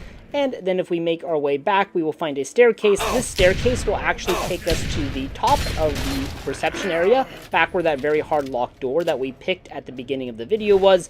Obviously, this is our easy way out of the basement, and then I just shot this overlord for good measure. Now, also in the back of the kitchen, we can find a room with two safes. Now, the first safe here has a stealth boy on top of it, so before we picked it, we took the stealth boy, and then we took all of the good loot inside. And the last safe is also an easy lock. However, this one is a accompanied with an easy locked terminal. So I decided just to use the terminal because, well, I like actually hacking Fallout terminals. Don't know why, I think it's fun. So yeah, then we took all of the loot inside. Also, there's a box of sugar bombs on the table there. In the back here, we can find like this boiler room or something like that. And then there is a big book of science right here on the shelf.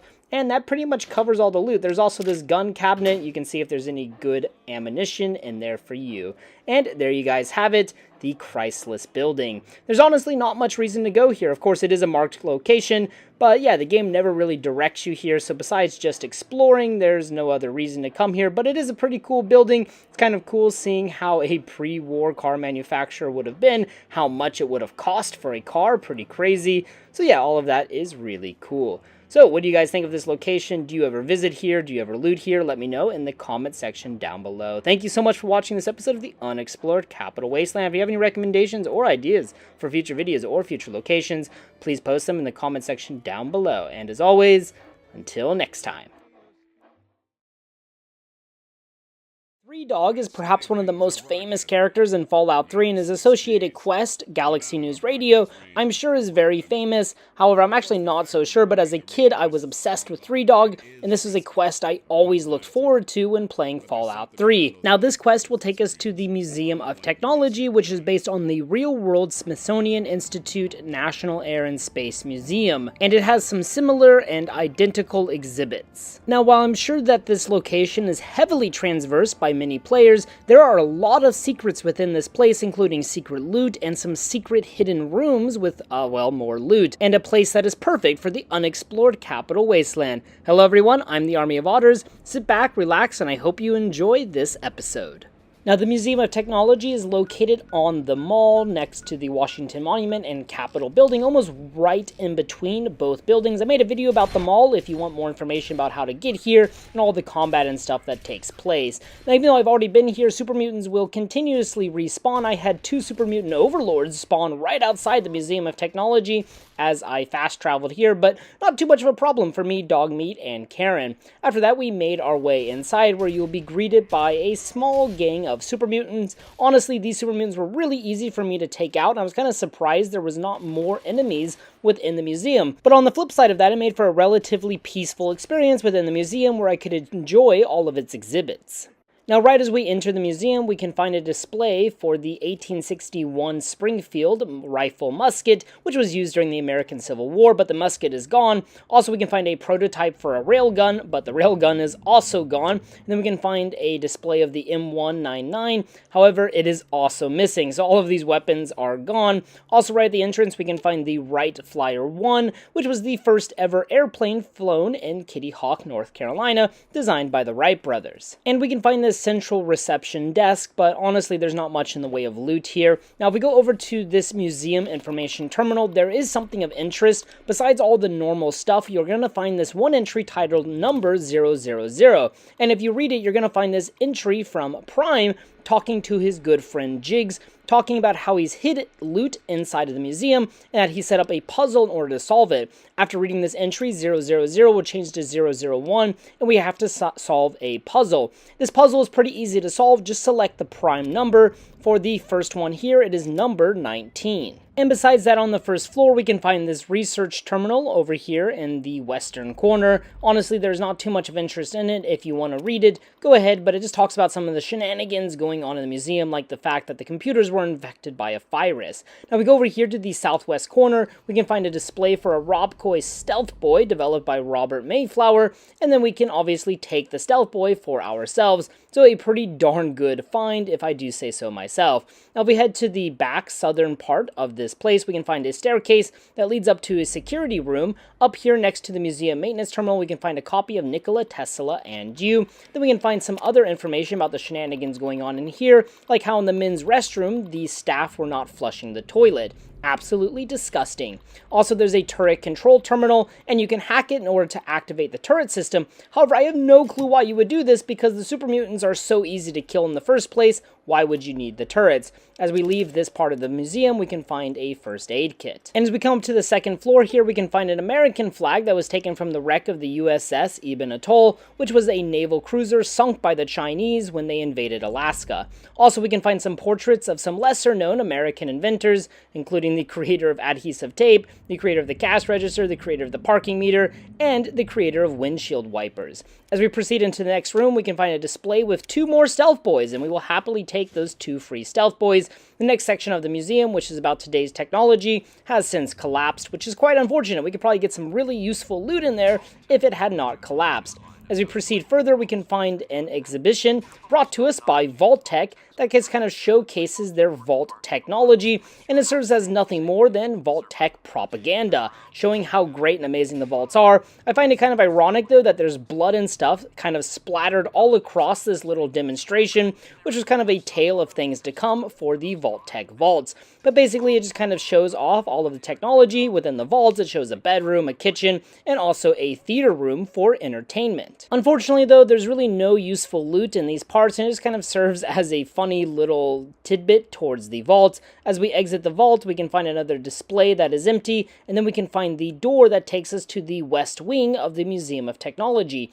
Now, from here, you have 2 routes. You can stay on the upper level and go left, or go downstairs and go right. Doesn't really matter, it all loops around. However, we can find these 2 museum information terminals. You want to access the second one here on the right, and then you can find 002 from our good friend Prime. You want to select the Prime number, which is 53, and then we can keep on proceeding. If you head on downstairs, we can find some whiskey bottles here. That's kind of a strange thing to be in a museum. And then we can find these space terminals that just have random space facts. I'm assuming they are somewhat correct, but hey, I don't really know. Anyways, after that, if we proceed back upstairs and follow the hallway, we will find the Delta IX rocket, which was a rocket that was used to take American astronauts to the moon during the 21st century, at least in the Fallout universe, and also later used for military purposes such as nuclear war. But there were 2 super mutants in here for me. I just killed both of them pretty easy with Dogmeat and Karen. Don't know if it'll be easy for you. Maybe it's glitched or something. I don't know. But I thought this whole museum was quite easy. Now, on the bottom floor of the room with the rocket, we can find the last terminal that was rigged by Prime, and then we can read entry number 3. The answer is number 113. After this, we will get a memo that gives us a passcode to the safe in the security part of the West Wing, and then Prime tells Jiggs to meet him at the Jury Street Metro Station, which is of course a location in Fallout 3, and if we go there now after doing all of these terminals, we can now find the Zhao Long assault rifle, which is one of my favorite weapons in the game, and part of the reason I have not been to the Jury Street Metro Station because I wanted to get this done first so I can easily get that assault rifle. Now, also as a side note, you can do the terminals in any which order that you want. Now, also in the room with the rocket, at the very bottom, we can find an American flag that was apparently put on the moon during the first moon mission in the Fallout universe, which happened on July 16th, 1969. Kind of similar to our own universe, but it was a little bit different, obviously, because obviously the Fallout universe and our own universe diverged by then. We can also find these terminals alongside the rocket, and they'll just activate the light fixtures to light up the rocket better. All of these plaques say the same thing, just talking about how the rocket was donated to the Museum of Technology.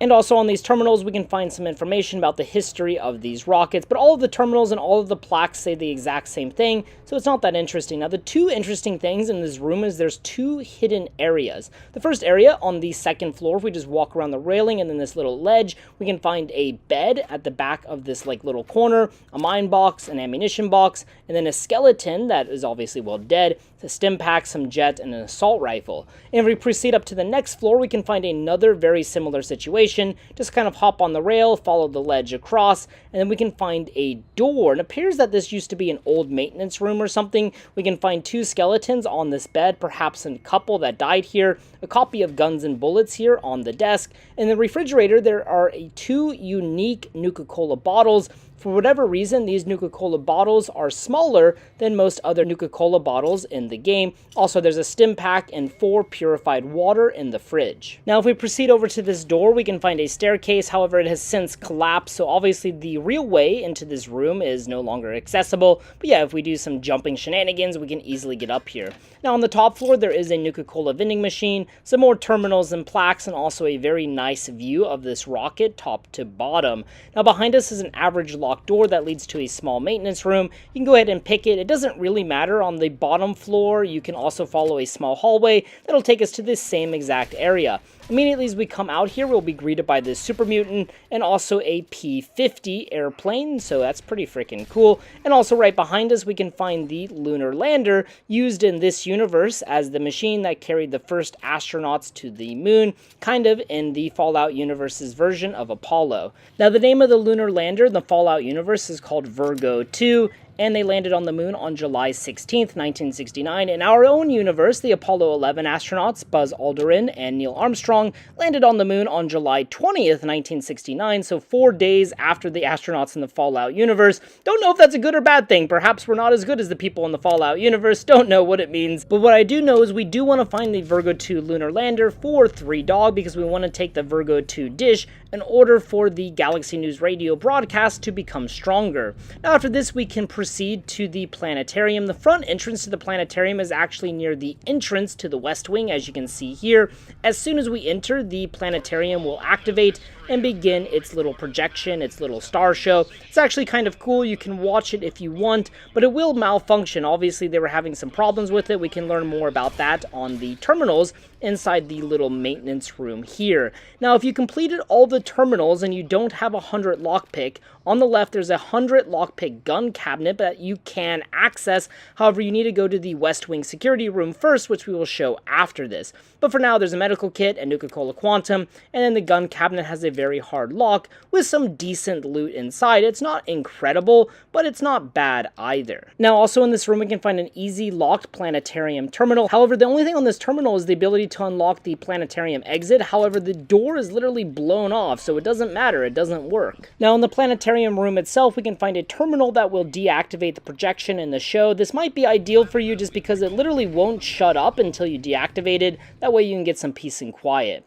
Now, if we make our way over here, we can find the West Wing security office. There is this terminal. We can now access it because we access all the terminals that were left behind by Prime to his friend Jiggs. This will allow us to access the security office safe, which has a key to that gun cabinet along with 200 bottle caps. So not half bad. But that pretty much sums up the Museum of Technology. This is a pretty important location as it relates to Galaxy News Radio, and it is a location that I remember very well. However, there are a lot of secrets within this building that I never noticed before, especially in the rocket room with those 2 hidden areas, along with the Xiaolong assault rifle, which we will acquire in the near future. But I think that pretty much sums up the Museum of Technology. What do you guys think of this location? Did you learn anything in this video, especially about the hidden locations? I would be very interested to know in the comment section down below. As always, guys, thank you so much for watching this episode of the Unexplored Capital Wasteland. If you have any ideas or recommendations for future videos or future locations, please post them in the comment section down below. And as always, guys, until next time. Hello everyone, the Army of Otters here, and welcome back to the Unexplored Capital Wasteland. Today we're going to be checking out Metro Junction. We're going to be entering from DuPont Northeast, but this metro station is actually pretty useful as it connects to Chevy Chase, where the GNR building is, and it also connects to Vernon Square. Now, there are a total of 5 entrances into this metro system, 1 from Chevy Chase, 2 from DuPont Circle, DuPont North, DuPont Northeast, and then Vernon Square Station and Vernon Square North. Now, here on the world map, you can see the location of DuPont Northeast. It's just right north of DuPont East, obviously. I mean, who would have expected that? But anyways, as we make our way in, we can find the station here. There is a baby carriage that is not trapped, and there's also a Nuka-Cola machine next to the entrance. I was not so lucky, though. There was no Quantum inside of it. After that, I entered the metro. There was another Nuka-Cola machine, and once again, not so lucky. Immediately, we were greeted by this feral ghoul Reaver. Me, Dogmeat, and Karen, though, were able to take care of him pretty quickly. I absolutely hate Reavers, though, especially in Fallout 3, but in New Vegas Fallout 4, they're not nearly as bad. Now, immediately as we enter, we can see that this used to be a raider outpost or a raider camp. However, it appears all of the raiders have been killed by ghouls. Now, if we head directly across to the other exit, this will take us to Vernon Square. In that snack machine, there were some Mentats, so I just picked those up, but I don't want to head to Vernon Square because I've already been there. Now, also from up here, if you follow this like little wooden plank platform and fall off, we can find this table here with a copy of Grognak the Barbarian next to this lantern. It's kind of hidden and hard to find, so yeah, there it is in case you need it or want it. Now, if we head to the southeast here, we will find the other entrance to, well, Vernon Square. This goes to Vernon Square Station. The other one goes to Vernon Square North near the Vault Tech headquarters. Now, making our way in the opposite direction to the northwest, we can follow the train tunnel for quite a ways, and we follow the train tunnel here. That will take us to DuPont North, so just kind of back out near where we entered in the first place. Now, it is worth mentioning that DuPont North is an unmarked station, but for whatever reason, DuPont Northeast is a marked station. Not sure why there's a difference. Now, as we come into the next train station or train platform, we are now in Chevy Chase Station, and there is a ton of rubble in here. The ceiling is obviously caved in and caused quite a, well, chaotic scene. You cannot jump over the rubble though, so yeah, there's no point really going up there. And if we head out, we can find a vending machine. This vending machine also did not give me a quantum. And then if we exit out here, we're out in Chevy Chase near the GNR building. So that pretty much sums up Metro Junction. It's actually a pretty small metro station considering how far it stretches across the DC ruins, so it is very useful in order to get around. So let me know what you guys think of Metro Junction. The raider decor inside is quite frightening, if I do say so myself, but besides that, the enemies are pretty easy, and there's not much in the way of loot besides Grognak the Barbarian. Alright guys, if you have any recommendations or ideas for future videos or future locations, please post them in the comment section down below. Thank you so much for watching, and as always, until next time.